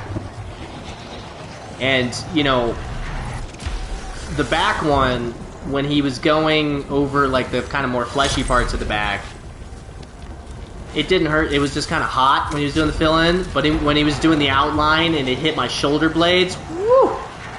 Woo! That was very painful. The one on my forearm didn't hurt that much.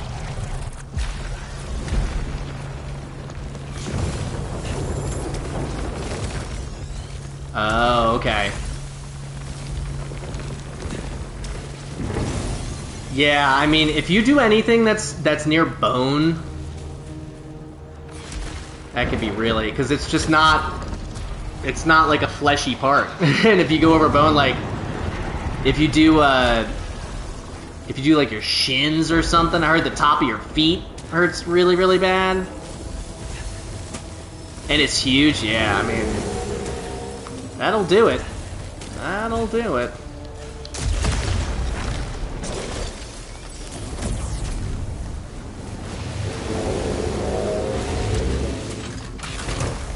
What do we got? Hollow Seeker, Portal Turret, 3 waves, rated projectile, split stream, let's go! Well, you know, you can always do a cover up. Ah, gotcha.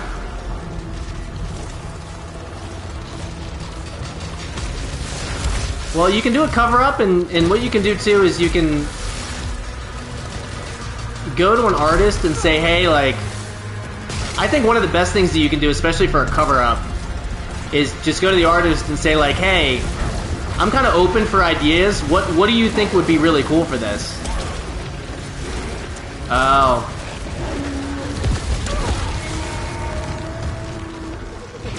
Well, I guess depending on the name, you might be able to do something funny. But... Or you could do a blackout. You could do a blackout design. I've been seeing a lot of blackout tattoos recently. I've been following some artists that do blackouts. There's one in San Diego that I really like. Her name is Atrix Bell. She does really amazing black and white work. Really amazing black and white work. I follow her on Instagram, and it's just her stuff. I love all of her stuff. I really want to get a Raven, and I think her style is so cool. I might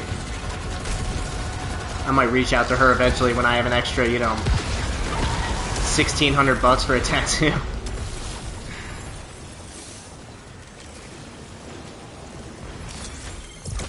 Yeah, I hear that. I hear that. But, you know, before you do that, go to, you know, start researching tattoo artists in your area. See if somebody specializes in cover-ups. And just go in and talk to them. Do like a little consult. Yeah, I hear that. That can be tough for sure. But yeah, start going to some artists, save up a little bit of money. And just say like, hey, this is, you know, this is an issue for me. And just go in and say like, hey, I'm really open to ideas. Love to do a consultation. Like, what do you think you could do? I'm very open. Like, I'm willing to do a blackout. Like, that's how much I want this gone. And then giving them just kind of free reign. Because I feel like they'd probably love, you know, a challenge. And especially if you say like, I kind of want you to stretch, you know, do what you want to do. And they'll really, you know, they'll not only appreciate that, but they'll want to do a good job. Like, and especially if it's a cover-up, I think tattoo artists always want to show off if they can do a really good cover-up, because there's a big market for that, for sure. Because I know you said you didn't like the pain of getting the tattoo. I heard tattoo removal is just as, if not more painful than getting the tattoo. Oh, hi! This Hollow Seeker is not... Goodness. Is not doing a ton of damage. Yes, I see that gun. I don't know if this is the gun that I just got rid of, though. I don't think so. Oh, it's got bouncy projectiles!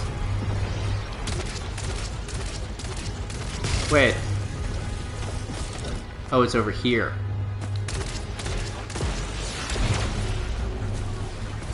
Am I still gonna get a speed bonus? No way! Wow, okay.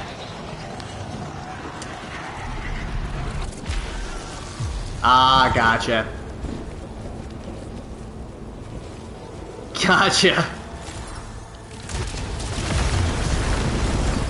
Yeah, the one on my back is something that I drew myself when I was 19.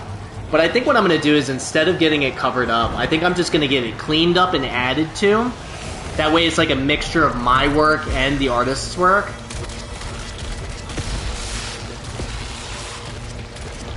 Because not only did I draw the tattoo myself when I was 19, and I am not a tattoo artist, he did like the exact thing that I did and put that on my back. But, oh, get wrecked. But I think it would be cool just to add to it and let an artist say, like, you know, here's an idea of what I want to do with it, but you know, what do you got? I think artists appreciate that. A video game tattoo I wanted to get is I wanted to get 4 video game swordsmen. So I wanted to get Zero from Mega Man X, Chrono from Chrono Trigger, Cecil, Dark Knight Cecil from Final Fantasy IV, and Sephiroth. All kind of wrapping around my leg. But that's another one that would be very expensive, very painful, and take a lot of time. Be worth it though. It'd be worth it. I got it all planned out. I would need an artist who like specializes in cartoon stuff, because I kind of want to get kind of the cartoony look of it. Majora's Mask for sure.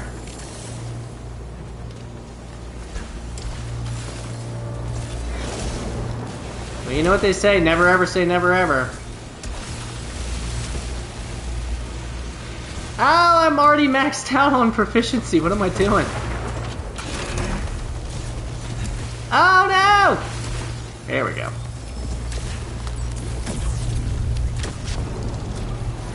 I've seen some cool Majora's Mask tattoos. I haven't played a Zelda game. Oh my god. I haven't had a Nintendo system since the original Wii. Because I got to a point where I could only really afford one system at a time, and it was always PlayStation for me, because I loved the first party game so much. Nintendo's kind of last on my list in terms of like getting... Because I'm also not really a big portable gamer.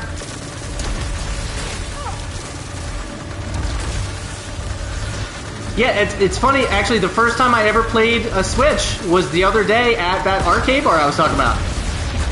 The bartender, it wasn't very busy, and the bartender came around, she was like, do you want to play some Mario Kart with me? And I said, sure. And that was the first time I played a Wii, or a Switch. Oh, get wrecked.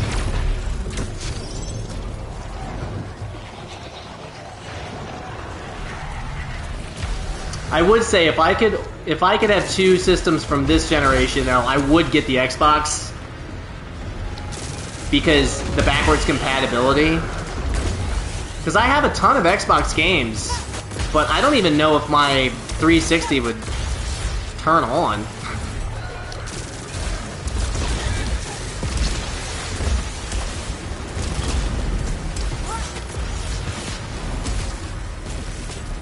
Yeah, and that's the thing, is like, I would just want to play on the TV. And if I'm playing on TV, I'm going to want to play my PS5. But yeah, the backwards compatibility of the newest Xbox. So I would have to get the... I think it's X? I think it's the Series X. And that's another thing. The naming conventions for the Xboxes are so crazy. They're so gnarly. Because they like switched from the last generation.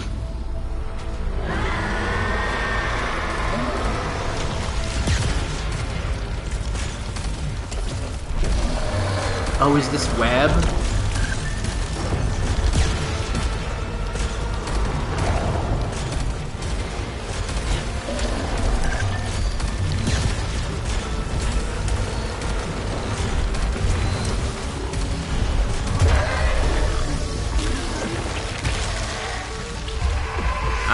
Yeah. Hindsight being 2020, right?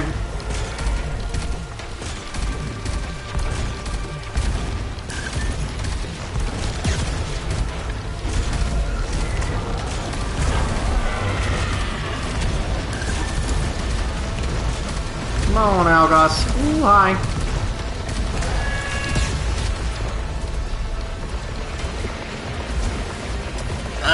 Ooh.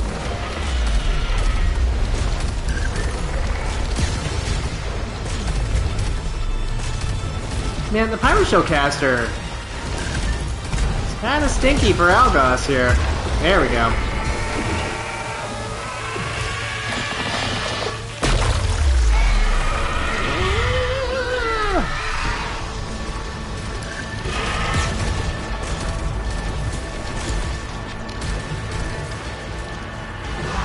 You know what? Let's get nuts.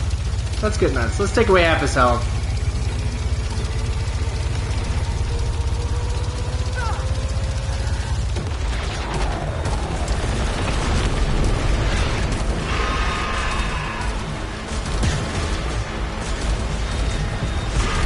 Man, the Pyroshell caster kind of stinks for Algos here.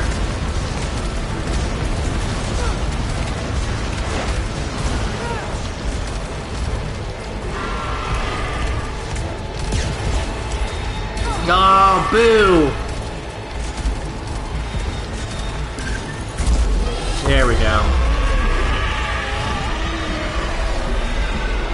Streaming for real again? For sure, yeah, I mean, if you can double dip, then for sure. But as long as you just don't feel like it's a chore, you know? Like, I'm all about doing things because you genuinely enjoy them.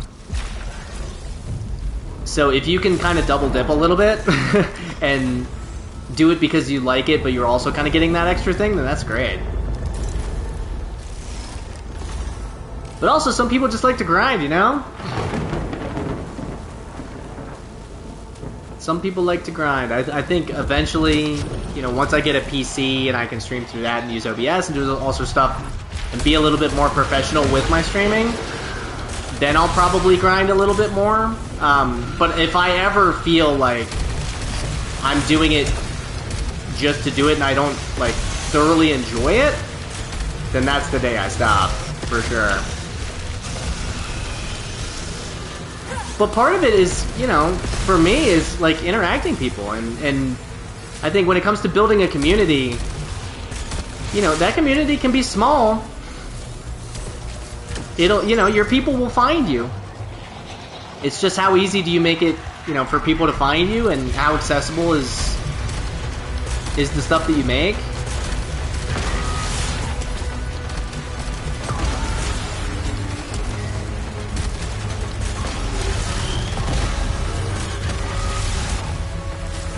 Whew. Schools of acid are killing me.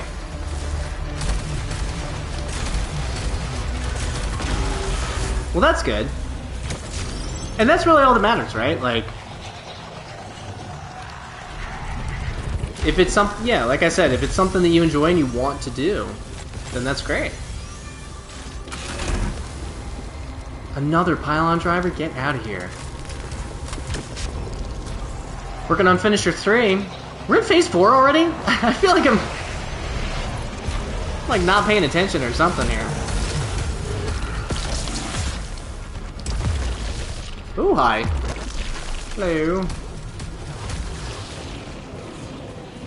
Hello. Large resin, yup. Yes, siree. Man, this room's gonna be a nightmare when I come back in.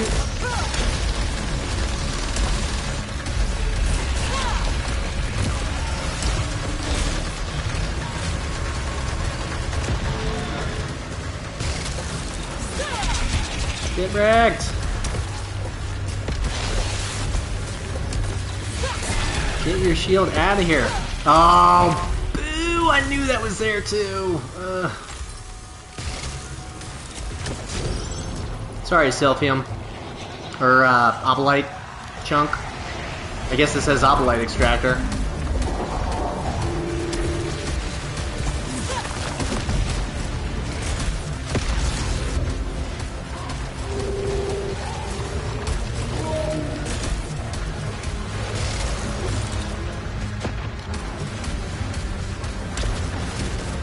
I hear that.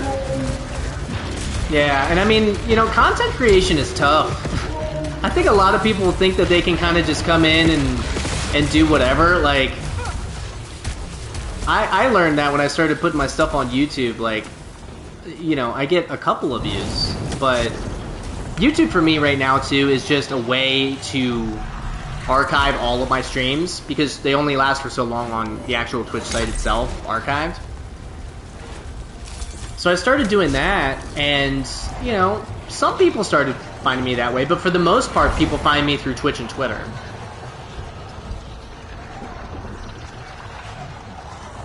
It's funny, I started a Hive account when everyone thought Twitter was gonna die, and now when you open Hive, it like doesn't even work because so many people created accounts. Now, granted, it's a very small development team, so you got to give them time to work on their servers and stuff like that. But yeah, my main way of finding people is Twitter for sure, and having people find me. You know what? I don't need the obolites that bad. Don't need the obolites that bad. Alright, Spitmaul, what do we got? Explosive Spit, Naramaw. Pretty good. Pretty good. Okay! Yeah.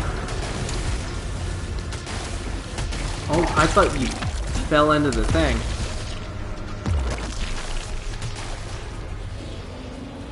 Get some protection up in here.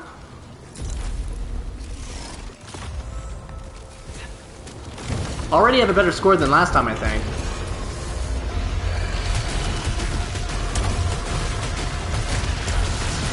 Oh, boo this man.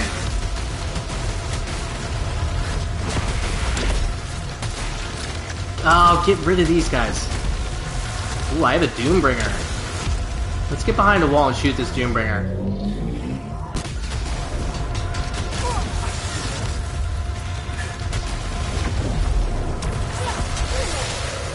Get out of here.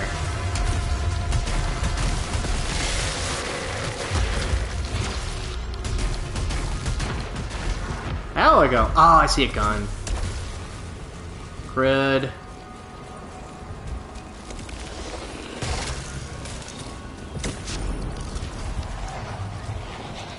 That's what you were saying. You were playing. What were you playing? Apex? Or were you playing one of those arena shooters? Of course, there's a third one. Paladins. And that's the thing too, right? Is like some people feel like, you know, because that happened. I got affiliate when I played Outer Wilds. But Outer Wilds is a game that really you can only play once. So, and there's a big community of people who watch people play Outer Wilds for the first time. So I went from like 1.2 average viewers to like 10. Because people were tuning in to watch me play that game. But then once I stopped, their whole thing is that they watch people play first playthroughs, so which I can never do again. And that's no fault of theirs, you know?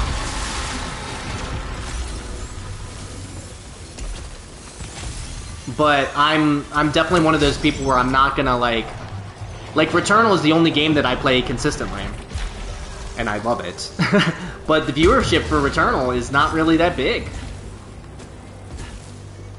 And I'm not really like a professional Returnal player either. Unless you count this particular category, which I invented. But that's fine. I do it because I love it. I love it and I have fun and it helps me de-stress after, to like start a week, so.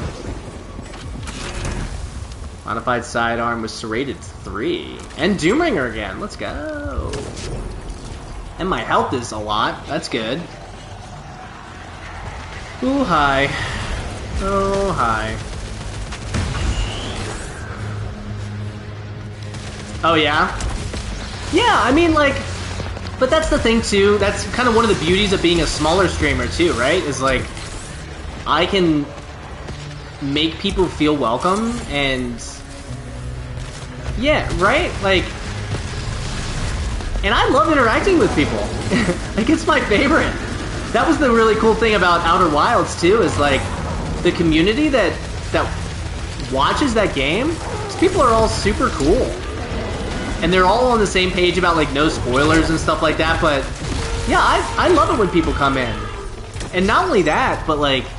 There was this weird thing going on around Twitter where people were getting banned for, like, lurking or something. Which I think is the craziest thing I've ever heard. Like, I love lurkers. It's a way amount large proficiency.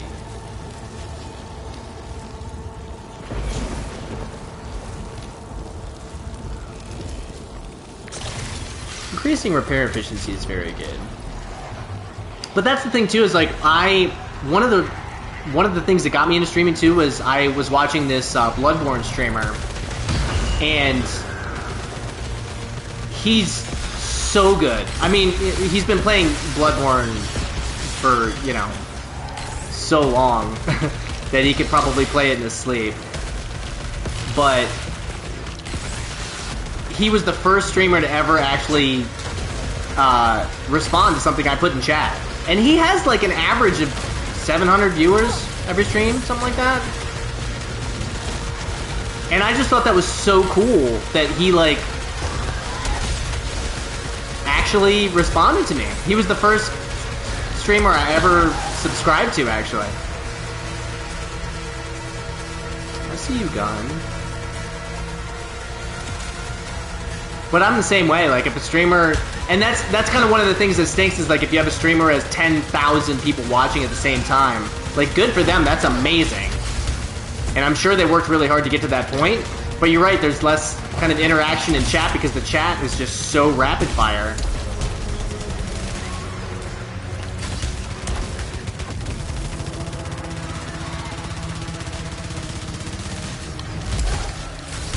Come on, buddy. Come on, it's time to go down. It's time to go down. Ooh, that was brutal. And I'm at half health. Phase 4 is... The difficulty ramps up so much in Phase 4. Working on Accelerated 3. At 8. At 8. Give me a healing room or something. This is kind of a healing room.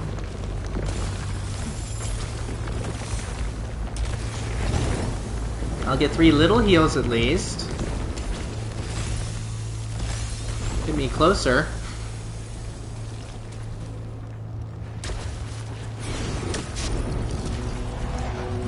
Here's Heller. I've watched him on YouTube a lot.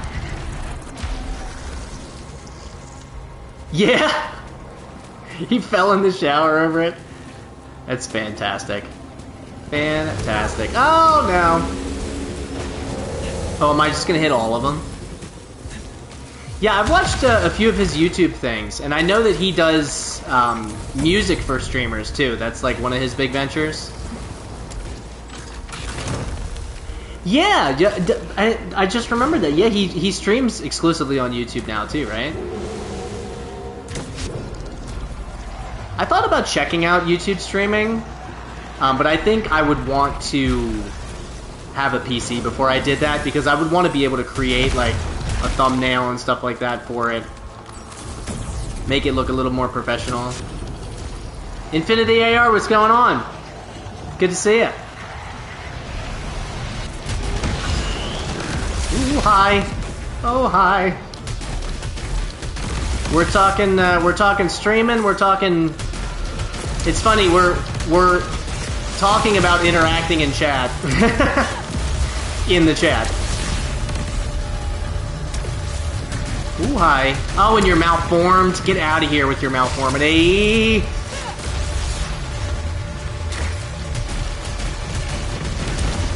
Are there 2 of them? It's very meta.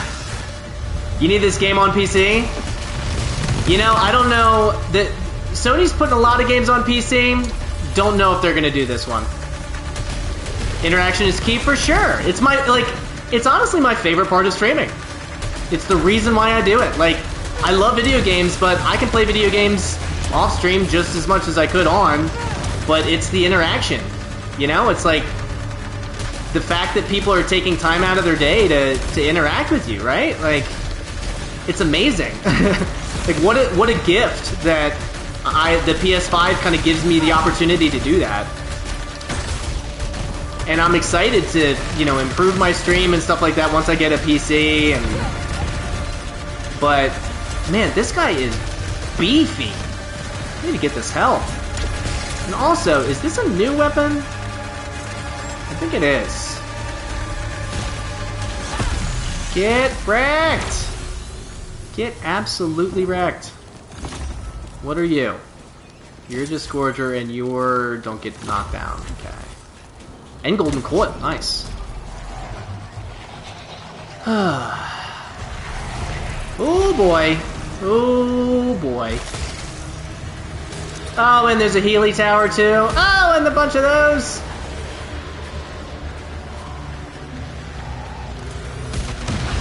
For sure, for both of those. Yeah, what got me into video games, actually, was watching my brother play video games. I remember when Jimmy Kimmel got in a lot of trouble because he made fun of people watching video games on like Twitch and YouTube and stuff. And somebody reached out to him, and shout out to Jimmy Kimmel for apologizing on air, because somebody reached out to him and was like, "Hey, listen, not everybody can afford a $600 console and a $70 game. Like, some people like, and you know, when it comes to Twitch and stuff, you have the interaction.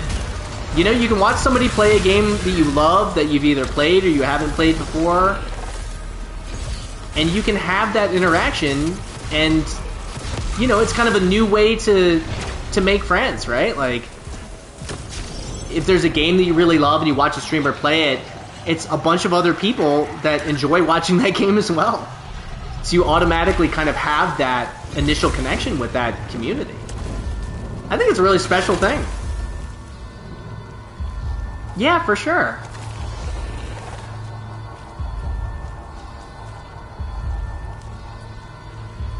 And that's another cool thing, too. Like, watching YouTubers or watching other people play something for the first time, seeing those things that, you know, other people might not have seen. Encouraging you to do another playthrough yourself. Am I one hit away? I think I'm one hit away. Yeesh. Ah. Oh. Good thing I had that shield.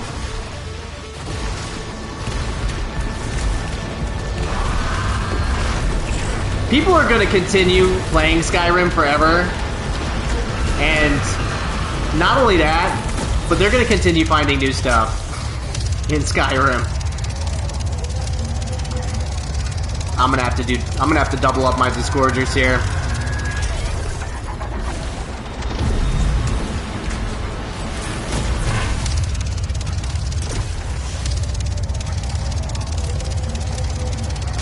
Oh, boo! Whew! Okay, phase 5. Phase 5, here we go. So, Infinity, what are you streaming right now?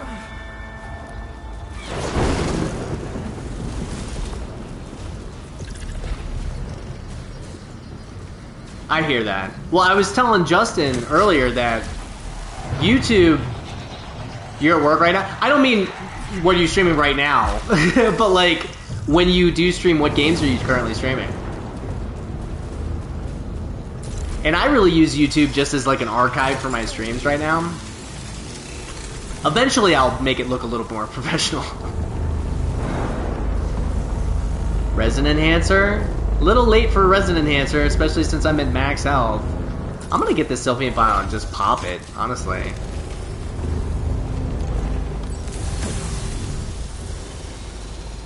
Fabricator costs increased by 50! Get out of here. Huh. Oh, in one of these rooms. Gotcha.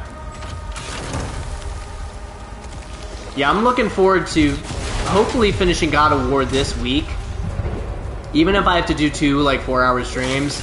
I think, because I'm 37 hours in. Nah, we'll leave that. Well, let's see.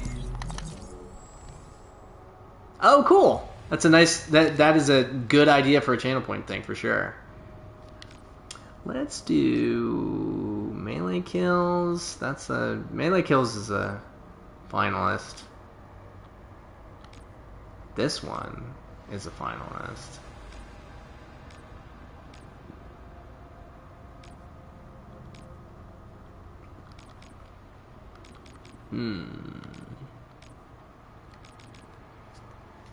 We'll do this one. You did?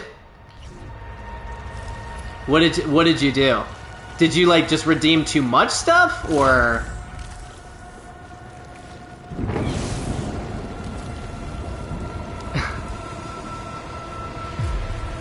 Do you not have a PS5? Ooh-wee. Nice. Now here's a... Oh, okay. So here's a question, though. For a Channel Point game redeem, do you have to play it for the whole stream? Like...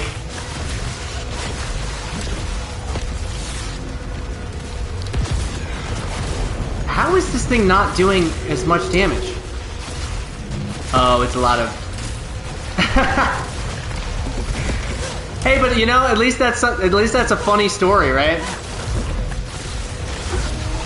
The entire stream. Well, you know. But you know, I mean, it's a funny story, and if it's a game that the person really doesn't like, they can always refund the points. Consumable to be reused. Suffer damage when picking up items. No way. I haven't hydrated. Gotta hit that hydrate. Oh my, really? Classic Drew. Classic Drew.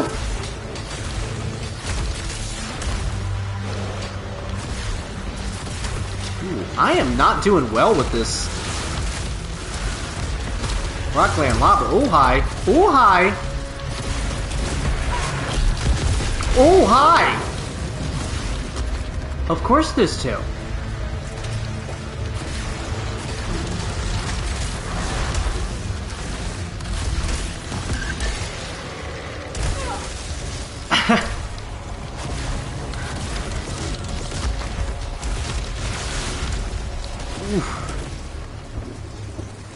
Yeah, I gotta think of... And that's the thing is, like, if I get a PC, then I can play more than one game at a time. Since I'm streaming through my PS5, if I change games, it stops the stream. Not a fan of Sims. I haven't played a Sim in a really long time. I've been playing a lot of action games. I played Trials of Mana, which is kind of action RPG. I haven't played like a straight up turn-based RPG in a while.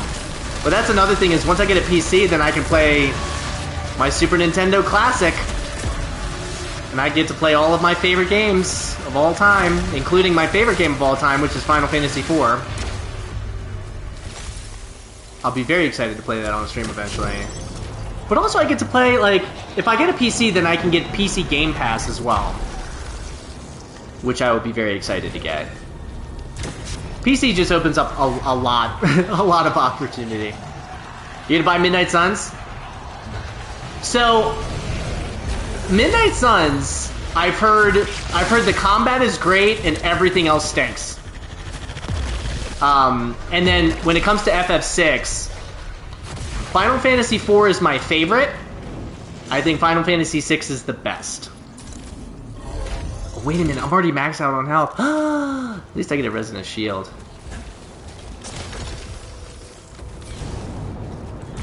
So, it's just... But, so the reviewer, I don't know if you watch Skill Up on YouTube. He was like, I am recommending this game. He's like, I want to tell everybody, I am recommending this game. But he's recommending it because the combat is so good that it makes up for the things that aren't as good. But also, with any game reviewer, like, his reviews I've found to be pretty spot on, so I trust his reviews. But really, you got to take any game review with, with a grain of salt, right? Like, there have been games that he hasn't liked that I've loved. So, really, that's why when it comes to, like, Callisto, I saw that he really did not like Callisto Protocol, but I know that I'm going to. Like...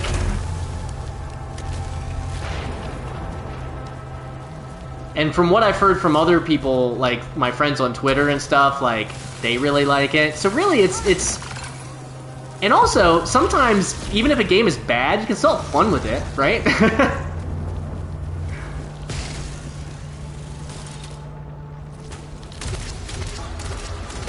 Ooh, this Pyro Shell caster is very nice. Man, Obelites do not last long at all anymore.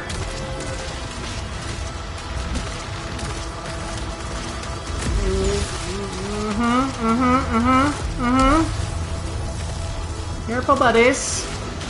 Careful, buddies. How many of those dudes are there? Whoa. Whoa. Okay, hi.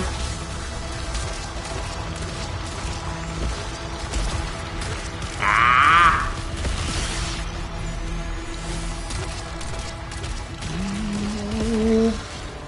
Oh, hi.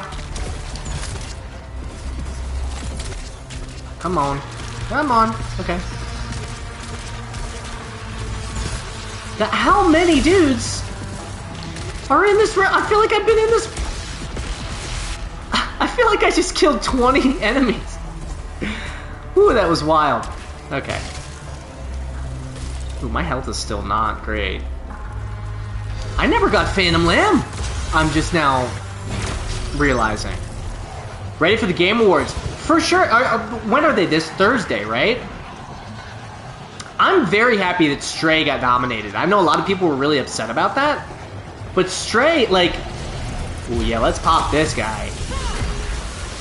This Thursday? Yeah. What time this Thursday? Are they, like, in the evening? Because I do want to... Like, if I have the ability... Because I stream on Thursdays.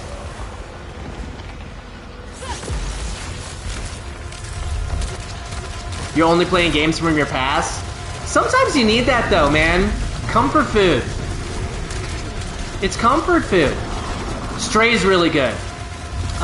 It's, you know, if you like cats, 6 p.m. So I'll be streaming because I stream from 6 to 9 p.m. Mountain Standard Time. So I'll be streaming pretty much like exactly when it's happening. Too high. And I'll probably be trying to... Oh, okay, so that's 7 p.m. Mountain Time. But I'm probably gonna try and beat God of War this Thursday. So I will be in God of War finale mode, so I'll probably just have to watch all the recaps. But I don't think Stray would win Game of the Year. I think it's going to go to Elden Ring or God of War. And I've yet to finish God of War, but it's incredible. It's absolutely incredible. Elden Ring is extremely good, and it's one of the most accessible Soulsborne games. So that's another reason why that might get it. Elden Ring for sure. You wanted more puzzle solving? I get that. I get that for Stray. Whoa. You're my Phantom Limb, aren't you? Yes, you are. Let's do...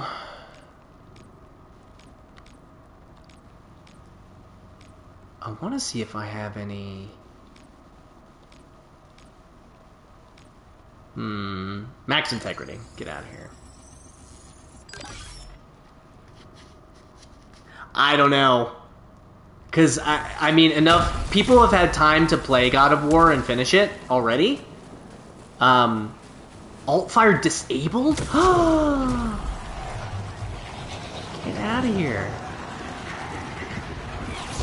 So I don't know. I don't know. I mean, it's. I think it's gonna be close, but God of War for me, man. It's like I said, I haven't finished it yet. Oh, Elden Ring is incredible. It's incredible. I loved. Oh, these are both increased protection. Forbidden West has a chance. I don't think it'll get it. You played through it 4 times? I think I played through it twice. I did my first, and I did melee. I didn't use any magic, no summons, no Ashes of War. Beach rounds, let's go. When it comes to Soulsborne games, I like to do melee only. But the fact that there was magic and stuff like that made it a little bit more accessible for people. Like, made it so that you can play it so many different ways. But I did 2 melee only runs. And my first run, I used a single weapon for pretty much the whole time. And then my second one, I did double katanas. And it was very fun. Oh yeah, because I mean, it's part of the whole... We were talking about it earlier of enjoying challenge in games. And melee-only Soulsborne...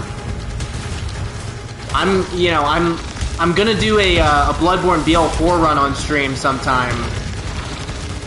I did a practice run off stream and loved it. Ugh! That room was brutal. I should have used a Disgorger. I should have used a Disgorger like right away. Crud. What was the score on that?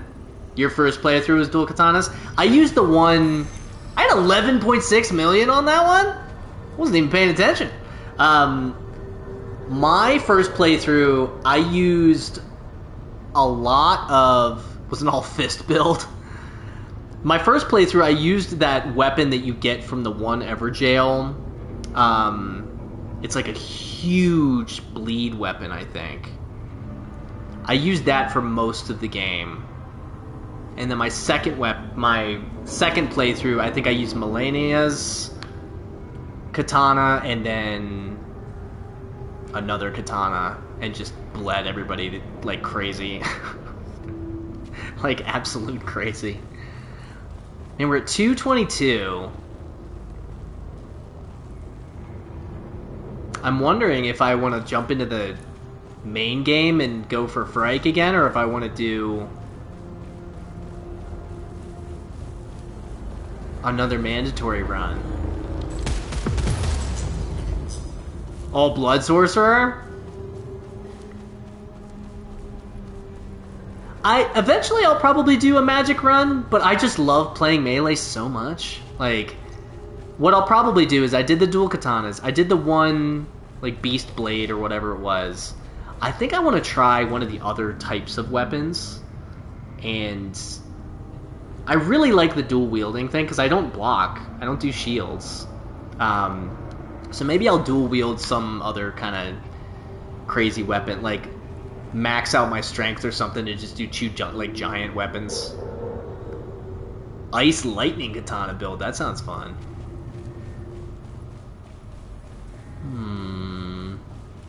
Trying to figure out.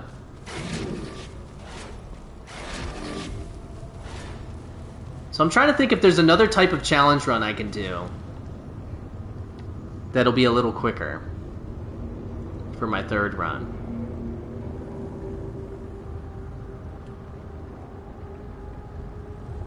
Here's what I'll do. The weapon that I have right now, let's see how far I can get with no pickups, no gun pickups. It's very fun, it's very chaotic. And I'm not ruining any of the story by doing this for you, which is good. So I won't go into the main story. I'm going to see how far I can get. I'm going to do something a little different right now. I'm going to see how far I can get with no gun pickups. So I'm going to have this level 1 pistol with Doombringer that shoots very slowly and see how far I can get with it.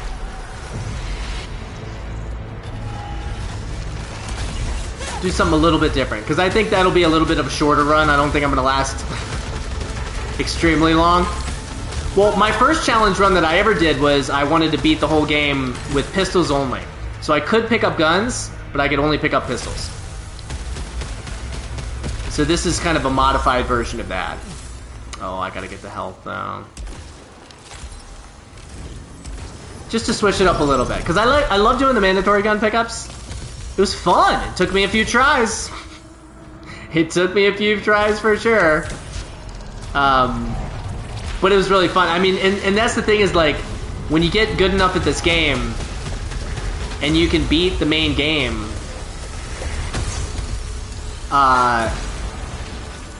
like, obviously you have this Tower of Sisyphus, you know, never-ending mode. But sometimes it's fun just to do challenge modes for games. Just to, like, say, you know, that sounds fun. And I'm not necessarily a speedrunner, so... just switching it up for yourself. You got a kitty coming out, I'm sure she's screaming. I can't hear her because I have... robots exploding.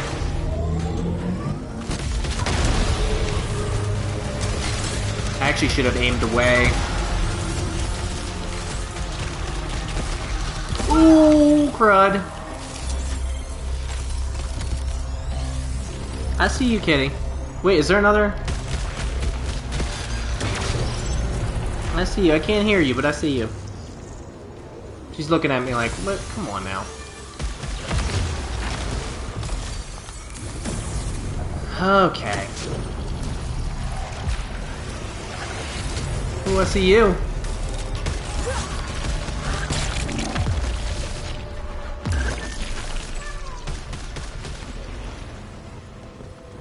Alright, what do we got? Double Obolite collection radius. Better salvage. Better salvage for sure. For sure. So my goal is going to be to make it to phase 4 if I can. With just the starting pistol. I think that would be a pretty good run with this weapon. I would be happy with that. So essentially, the goal is to beat the phase 3 boss. Because phase 4, there's no way I'm getting past phase 4. Not with this weapon. Absolutely not.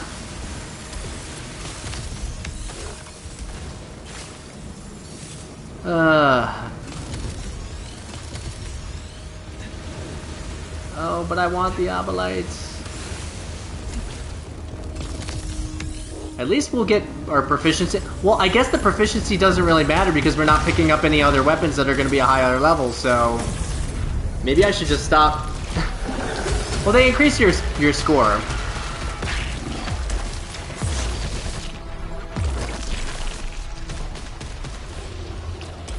And I am going to say that I can use Disgorgers. I am going to say that. But those are finite. See ya, buddies.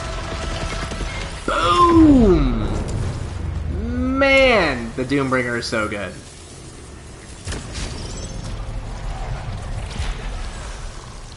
Yeah, I lucked out with having a Doombringer as my ult fire for this weapon.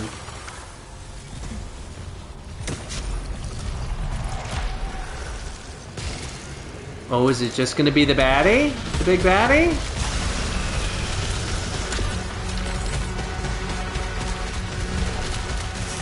This is the first test. Really?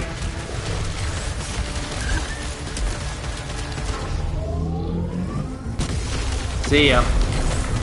Did not take him out. Really? Interesting. And Woundseekers. Get some damage and a blown nightlight, it looks like. I have 558 Obolites. Woo. Well, here's blown nightlight for free. So I don't even have to buy it. Oh, it's a fractal nail. Let's get some damage. We'll get the fractal nail. As much extra damage as we can get, because by the time we get to... I think the first and second phases aren't going to be bad. But by the time we get to the third phase, this is going to get real tough.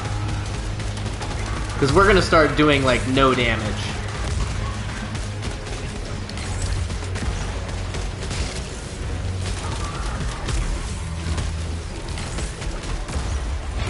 Oh, boo. Boo, I say. We're already at 11 proficiency. But again, it doesn't really matter. Because we're not picking up any weapons! Ah! Get out of here!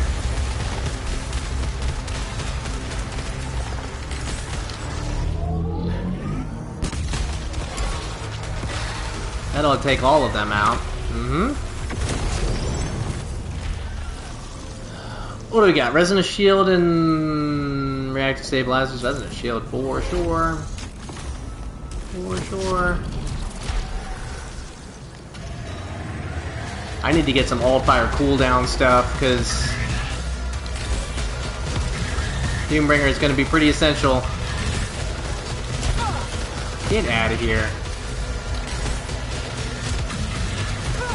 Ooh, hi.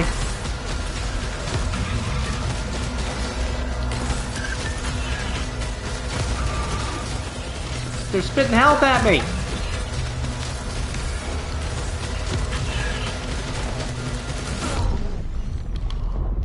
Am I gonna die immediately?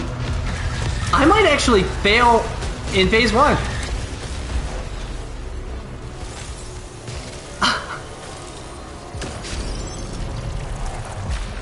Brutal. Thank you, health. Thank you. And a resonant shield. Jeez. Really don't realize how much. Oh, okay, and I'm getting a Discorder too. Really don't realize how much getting new weapons all the time helps in this. And I have Sylphium Vials, so that ought to help. And some more damage.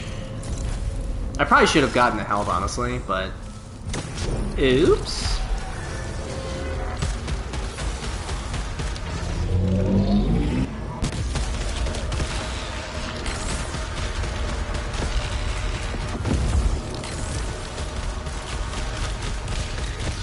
Ooh, hi. That Doombringer, though. Cat was in the room for 2 seconds, and my face is covered in cat hair. Oh, and it's a thermogenic launcher! Let's pop one of these now. Pop one of these now. Doombringer's about to get back, yeah.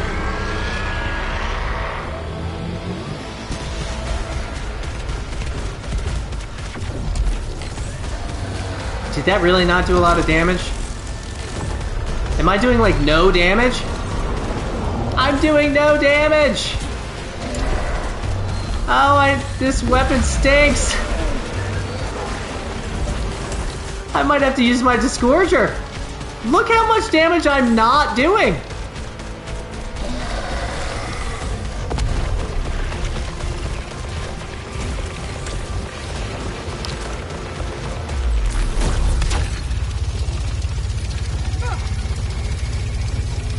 This is wild. Still 60 bucks? I mean, that's a game that's not really gonna go on sale. Because it doesn't have to, right? Like, people are still gonna be buying that. And what's wild about that is it's like already one of the best-selling games ever, right?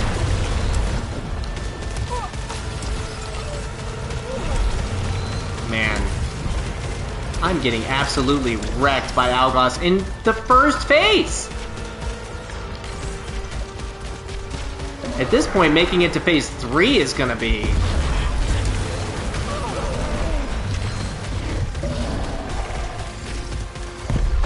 Because if I'm only doing this much damage to phase 1, then phase 2 Algos is gonna be just as hard, if not harder.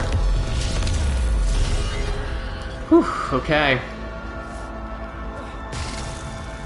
Yeah, I don't see this challenge lasting very long. Which is fine. I wanted a little bit of a shorter one for my third one.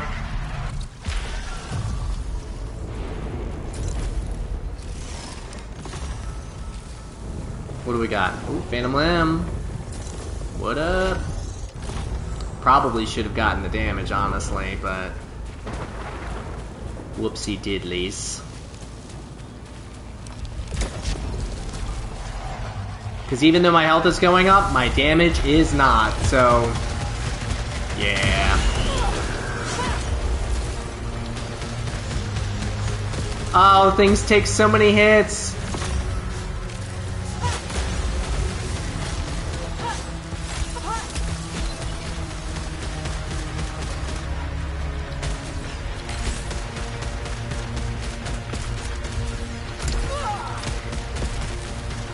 No, the health fell off. No. Yeah, my score is gonna be atrocious.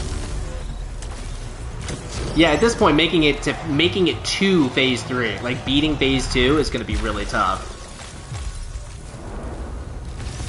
But Elden Ring, like, the thing about Elden Ring... Oh yeah, I can't get another weapon. The thing about Elden Ring is there's so much game there, and there's so many opportunities to do different builds, and play it in different ways. Like, that's where the... So, you know, when people talk about finding value in games and stuff, like, it is worth every cent of $60.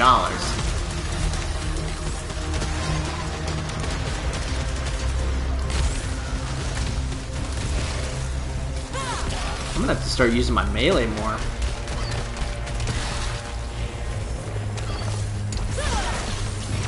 Get wrecked.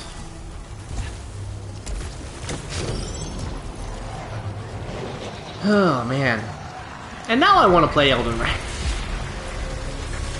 Actually, to do like a little bit more Bloodborne BL4 practice, I went and I beat Gascoigne right before I started streaming.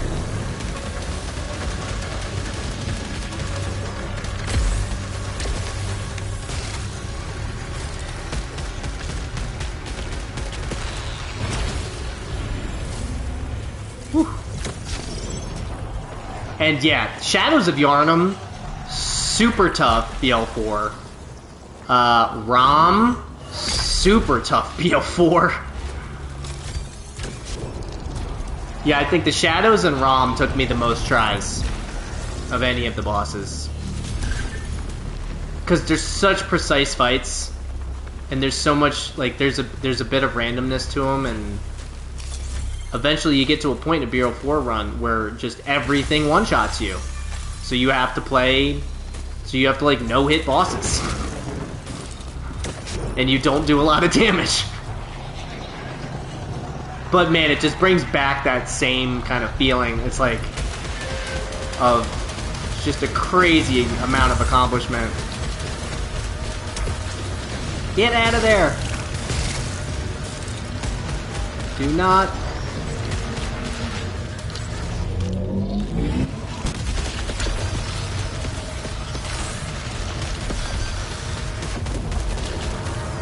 Man, that thing was still going? Where's that health?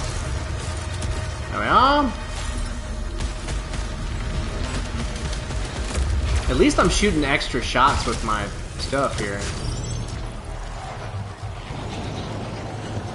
My multiplier actually isn't bad because I'm not... PlayStation. Yeah, PlayStation 4. I think this one's broken. Is it on PS? Is it on PC? I think it's a PlayStation exclusive, but it might be on PC. I actually don't know. Yeah, half of these are broken. You're not seeing it on Steam? Yeah.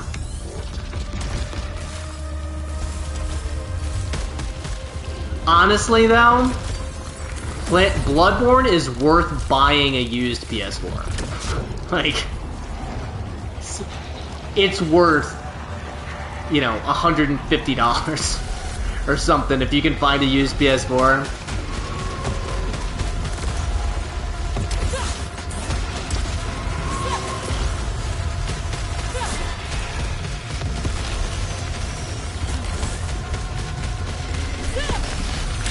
Yeah, I'm gonna have to use my melee a lot here.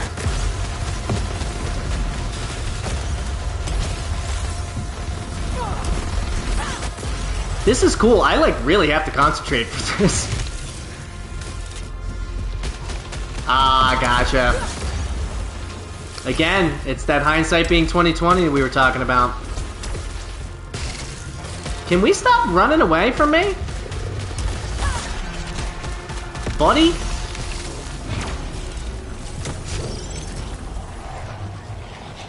Oh, man. Well, when I finally do my Bloodborne BL4 run,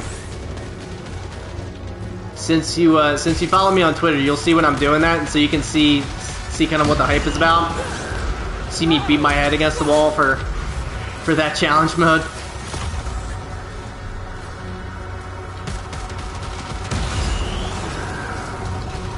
Oh, hi. Get absolutely wrecked.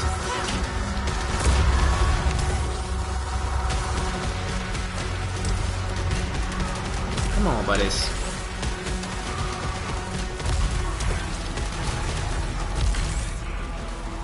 Is there just like a cluster of dudes down here? What are you all doing over here? They're all just chilling. They're hanging back. I think it might be acting a little buggy, actually.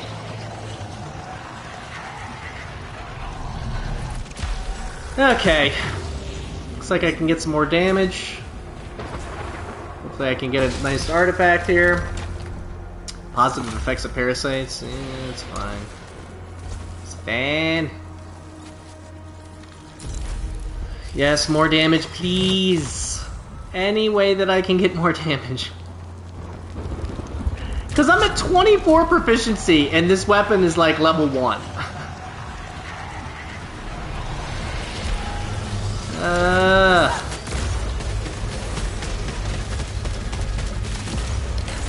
Yeah, even with the extra damage upgrades, I am doing no damage at all.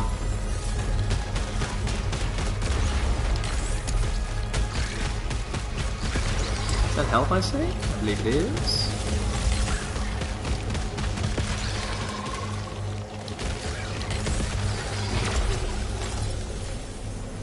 Oh man, so I don't know if anybody's seen that Last of Us trailer, but man is that looking good.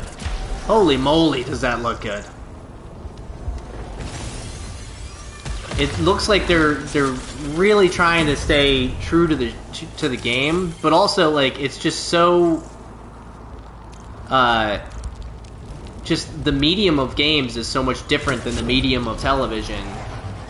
But I think it looks really good. I think it looks really good. And you know, if they change some stuff up, I'm fine with that. I don't want them to change, you know, too much, but they're gonna change some stuff. They're gonna change some stuff, so more damage. And speaking of trailers, the official PlayStation YouTube just put out a trailer for Lost Soul Aside, and I am so pumped for that game. It was being developed by one guy in China for the longest time, and now it looks like it's actually close to coming out, and man, does it look cool. Third-person action, really awesome aesthetic.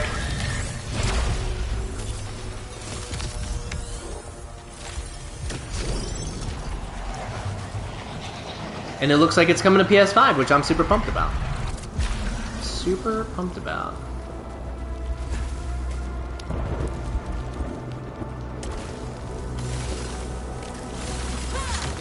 Well, we're almost... Algos is gonna be so tough with this weapon.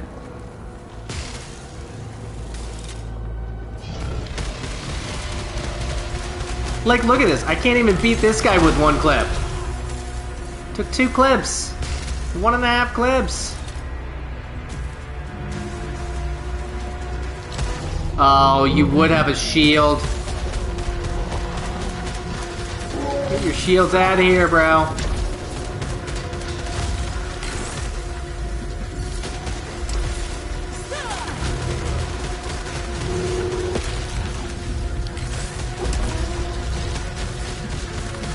There we go. There we go. Where's the other one? What are you doing out here, buddy? Other than avoiding my fire. Ooh boy. Ooh boy.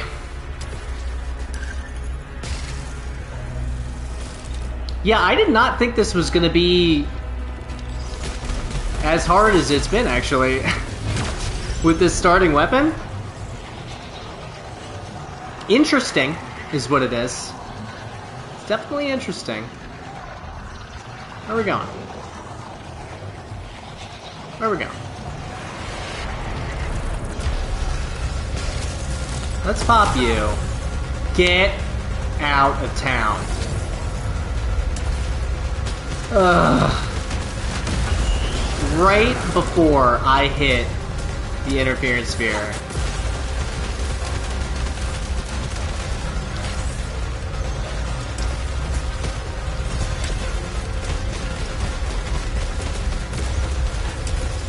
There are turrets absolutely everywhere in this level. Holy moly. Look at, there's like 15 of them! Not exaggerating. There are like 15.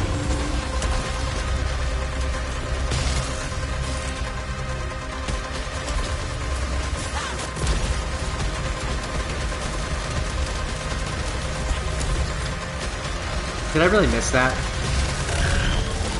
There we go. There we go. Algos Phase 2 is gonna be nuts. We're almost there. We're almost there. Nope. Can't reduce my proficiency rate. Increase damage? Yup.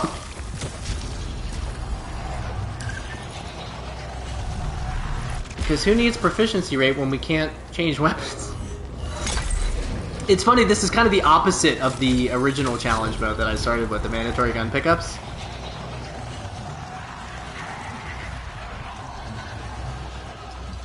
Finding new ways to have fun with this game.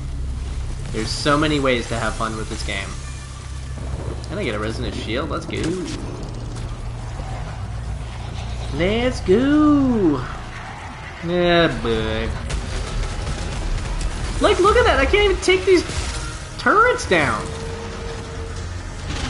Gotta melee everything!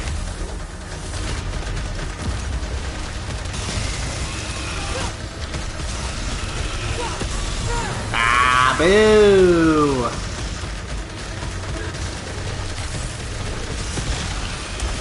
I gotta take the...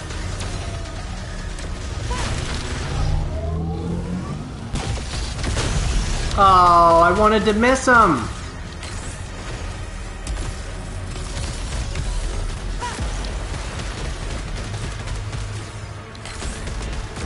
There we go. If you can hit that weak point.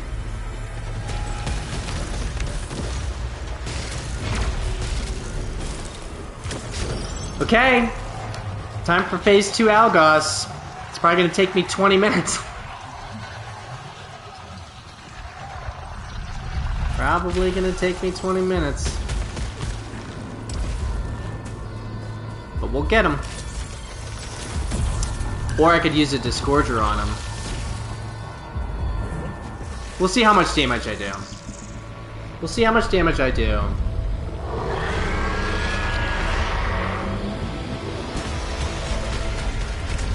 Not a ton!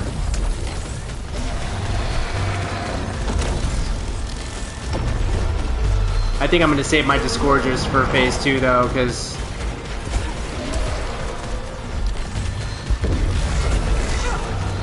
Really? I disagree with that.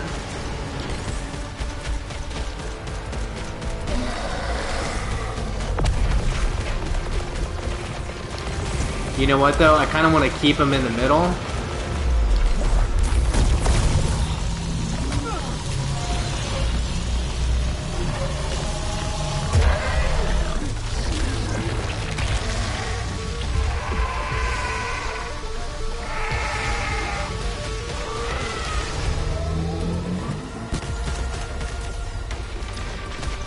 Oh, he's coming back to the middle. Wow, that does a ton of damage in this phase.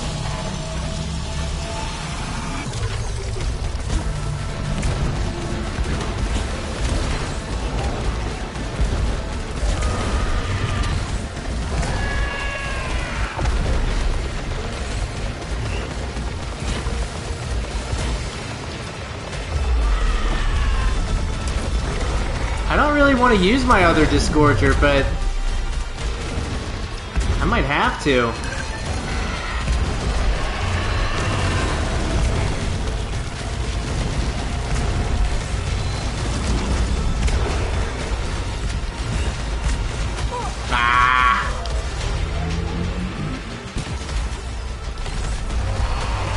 There we go. Man. 2 phases down with the starting weapon. Lose obolites when suffering damage. I have 700 obolites. Well, if I can beat phase 3, then that would be a triumph.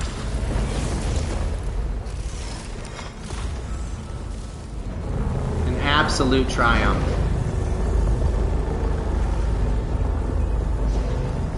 Can I get both? No, I can't get both. I want this, though. But I gotta do the protection, right? Gotta do it. Gotta do it. Honestly, I probably should have bought that interference sphere.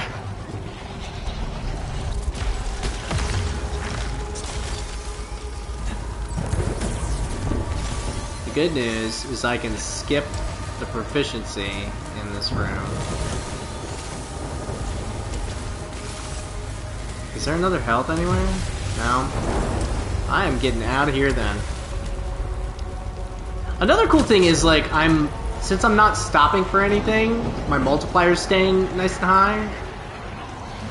But I guess I'm also losing stuff because I'm not killing stuff as fast.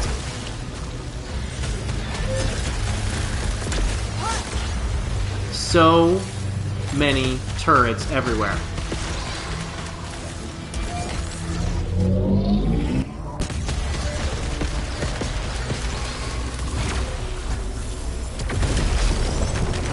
And I guess my speed bonus is doing pretty well.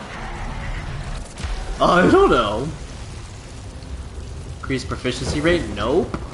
Gain shield against the next 3 hits. Sure. Wait, parasite shield times 5. I have 7 shields right now. That's a record for me.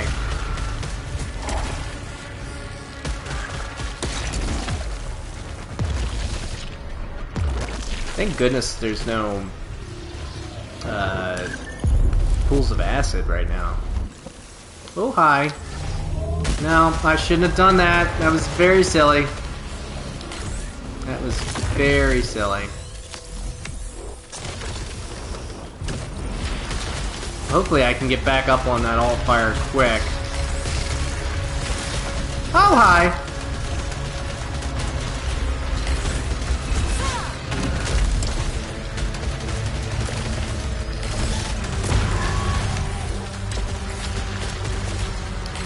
The good news about using the same weapon for the whole time now is you get very used to using it.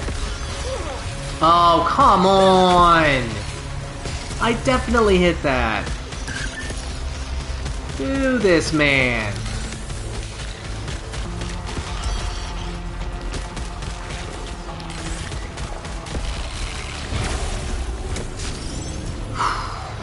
Ooh, okay. Still have 6 shields then.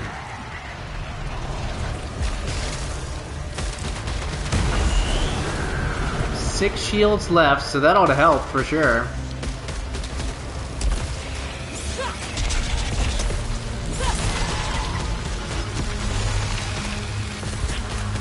And you know, I am clearing rooms, so that is increasing my damage.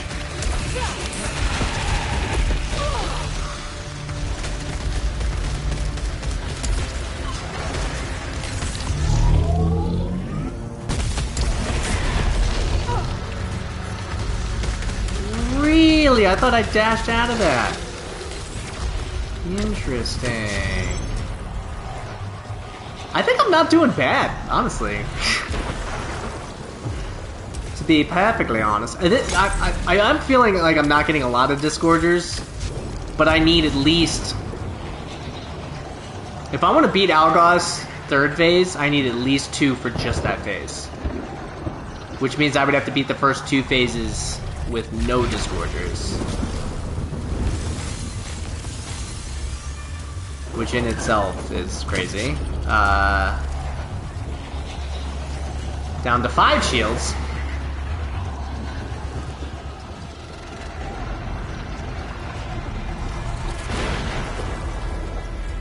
Oh, it's this one.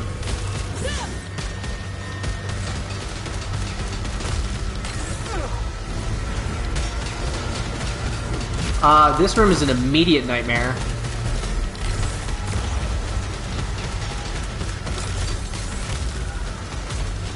Excuse you.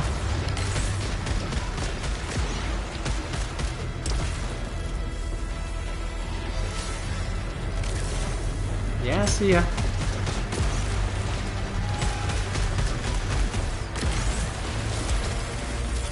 Spooked me. Spooked me a little bit.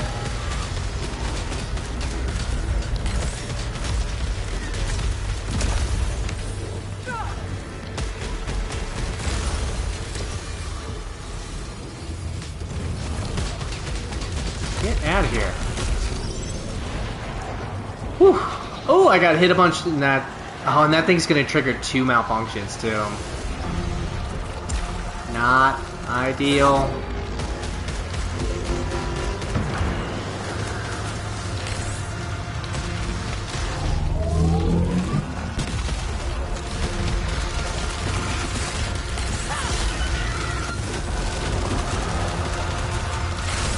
And one of those. Ugh. There's my 2 malfunctions. All fire disabled. That's really not good.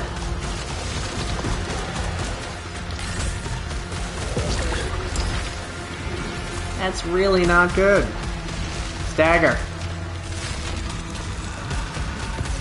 Stagger. Yeah, there we go.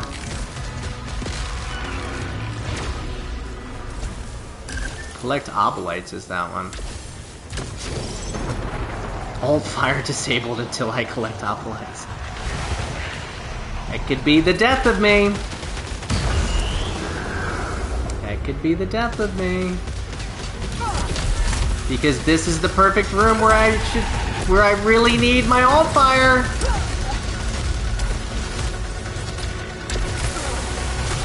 Unreal. I am getting wrecked. This guy stinks.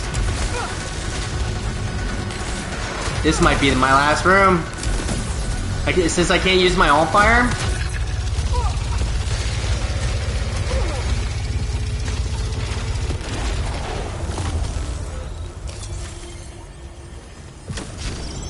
I still need 100 more obolites. This is not good. I have a shield. But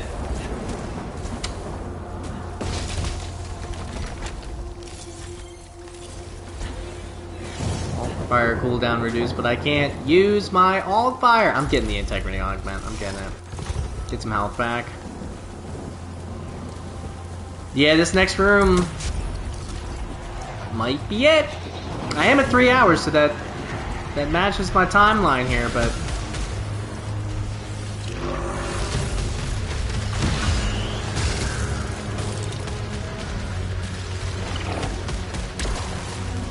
now I need you, and I need you to give me some oblates in this room, please. Unreal. Unreal with this right now.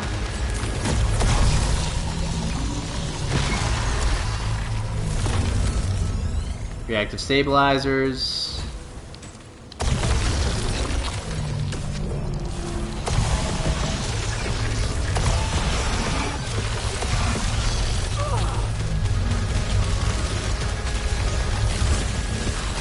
Having to use that was really bad.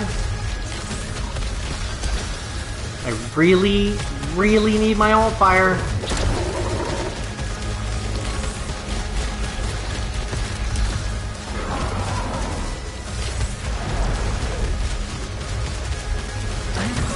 Oh, I shouldn't have prioritized the reload.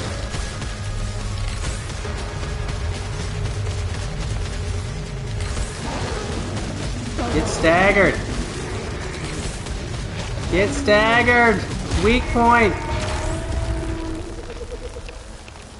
He dropped no obolites. None.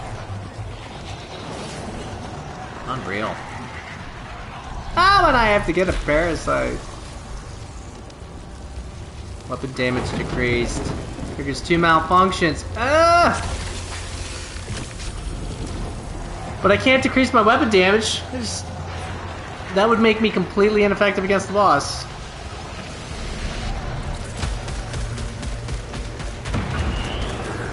I'm already ineffective against regular enemies, so like...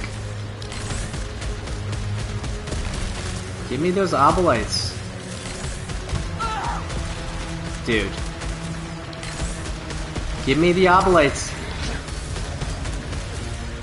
Give me 6 obolites! Ah, thank God.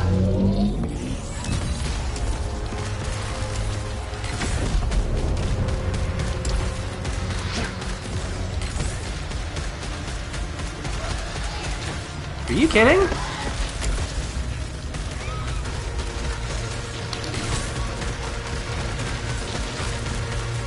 This is like making the Tower of Sisyphus so much harder.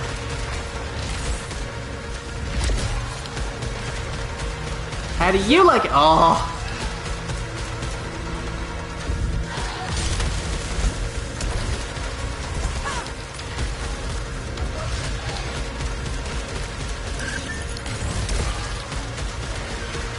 Get staggered, please.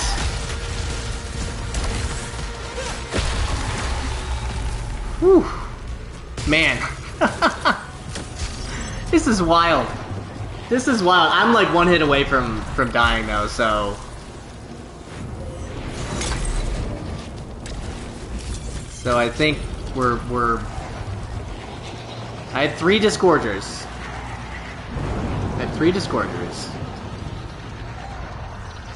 But, okay, I get health from this room, so that's not bad.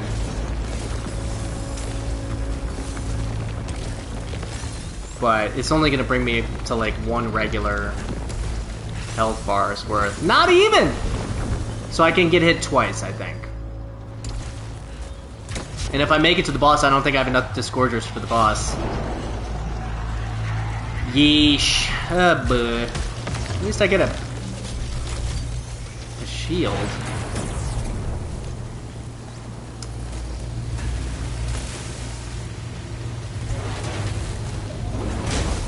What artifact we got? Successful overloads. Reduce cooldown. That's actually so brutal. So brutal that just happened. That's really good though if I can get my alt fire to be like kind of constantly up. Oh man, really another parasite? Increase repair efficiency.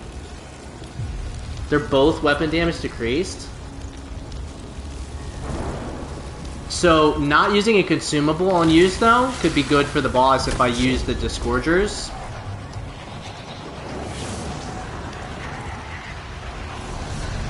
We'll see.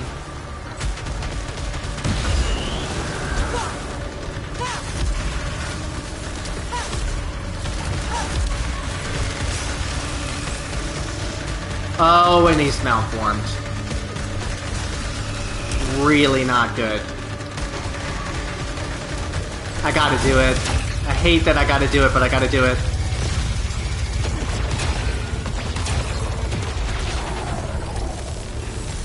And he didn't drop another Disgorger? Boo! Oh, man.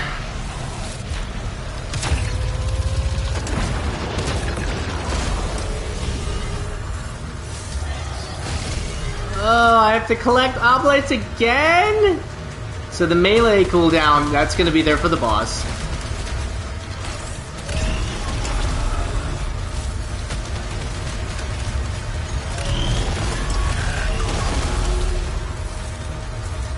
He's got all those for free. What up?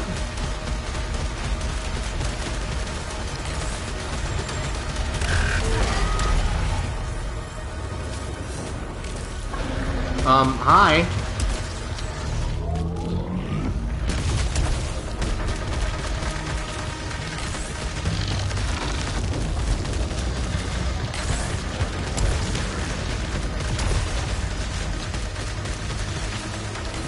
Come on now.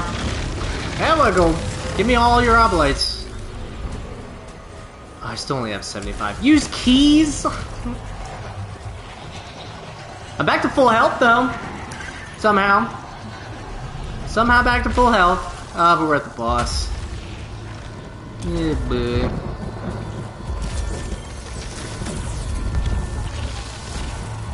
So my melee, but melee cooldown and fabricator cost increase, that doesn't matter. I got 2 shields out of that.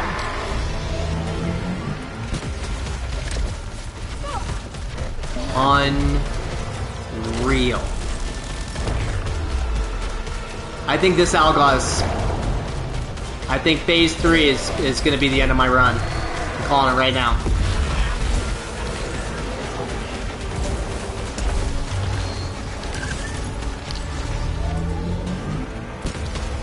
Like, I can get up on the Doombringer faster now with the overloads, but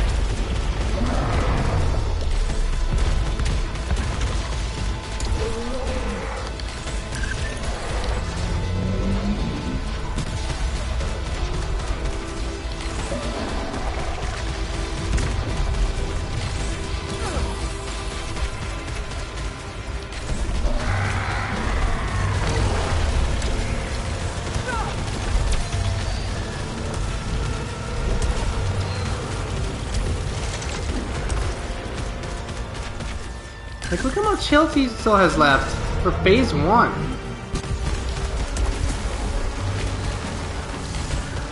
Yeah, hit him!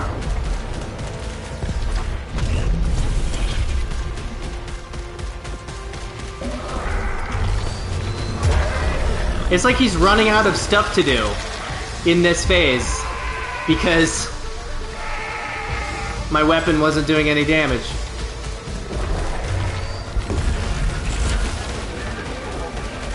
Oh, does he just do that to get back? How did he shoot through himself? I disagree with that.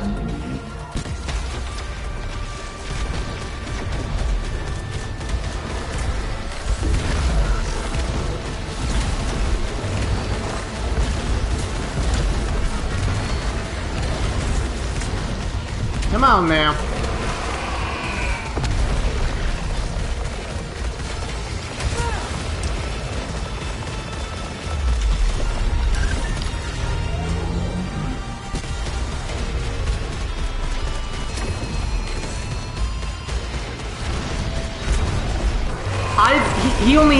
He still has that much health left?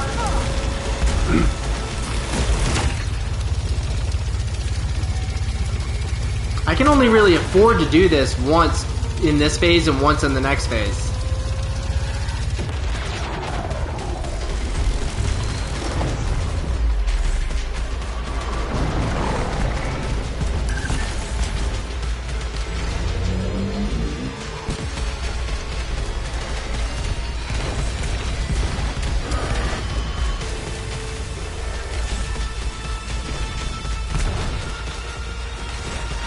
Whoa! I don't know if I've ever seen this.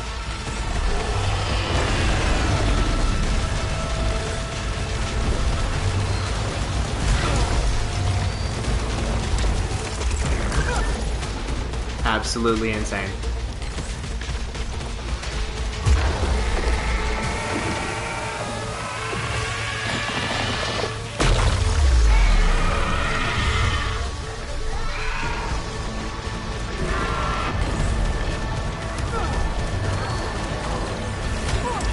Like, turn my way. Stop firing through yourself. Honestly, if I can beat this phase, then that's gonna be wild. Look how much damage that's doing.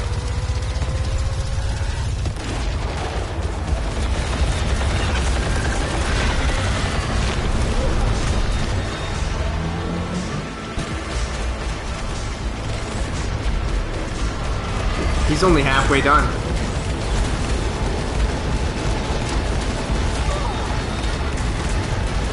And I am more than halfway done, yeah. His attacks aren't doing like a ton of damage, but they're hitting me.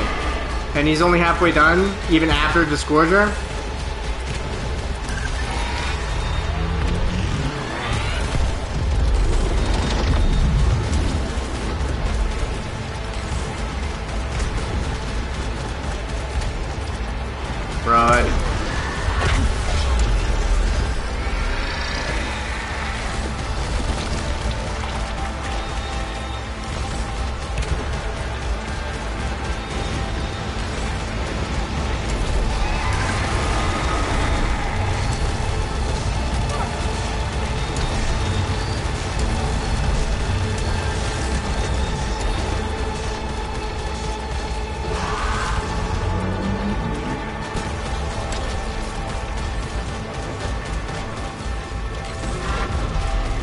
I was gonna say, are we really not gonna, like, hit him with that?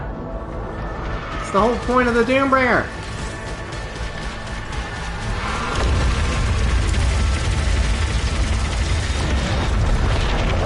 What? What a cool attack! He's running out of... I was gonna say he's running out of attacks because the thing's taking so long. It is so wild how little damage that was doing. If I had picked up one weapon at the end, like whatever weapon was right before the boss, I probably would have beaten him no problem. 5.6 million though, with the initial pistol. Not bad. Not bad. But I am going to call it there. Thank you so much for everybody for hanging out, for all the chats and the watches and the listens and all sorts of stuff. This was a fun one. I'm very, very looking forward to playing God of War and hopefully finishing it this week. I'm taking tomorrow off, and then I'm going to have Wednesday and Thursday, same time, 6 p.m. Mountain Standard Time, playing God of War, barreling through the story, getting real nuts with it, trying to finish it by the end of this week so that I can jump into Callisto Protocol next week. So if you've been hanging out, thank you so much for hanging out. Always a pleasure. If you're watching this after the fact, like and subscribe, all that fun YouTube stuff. But make sure you do love yourself, love those around you, and I will see you next time.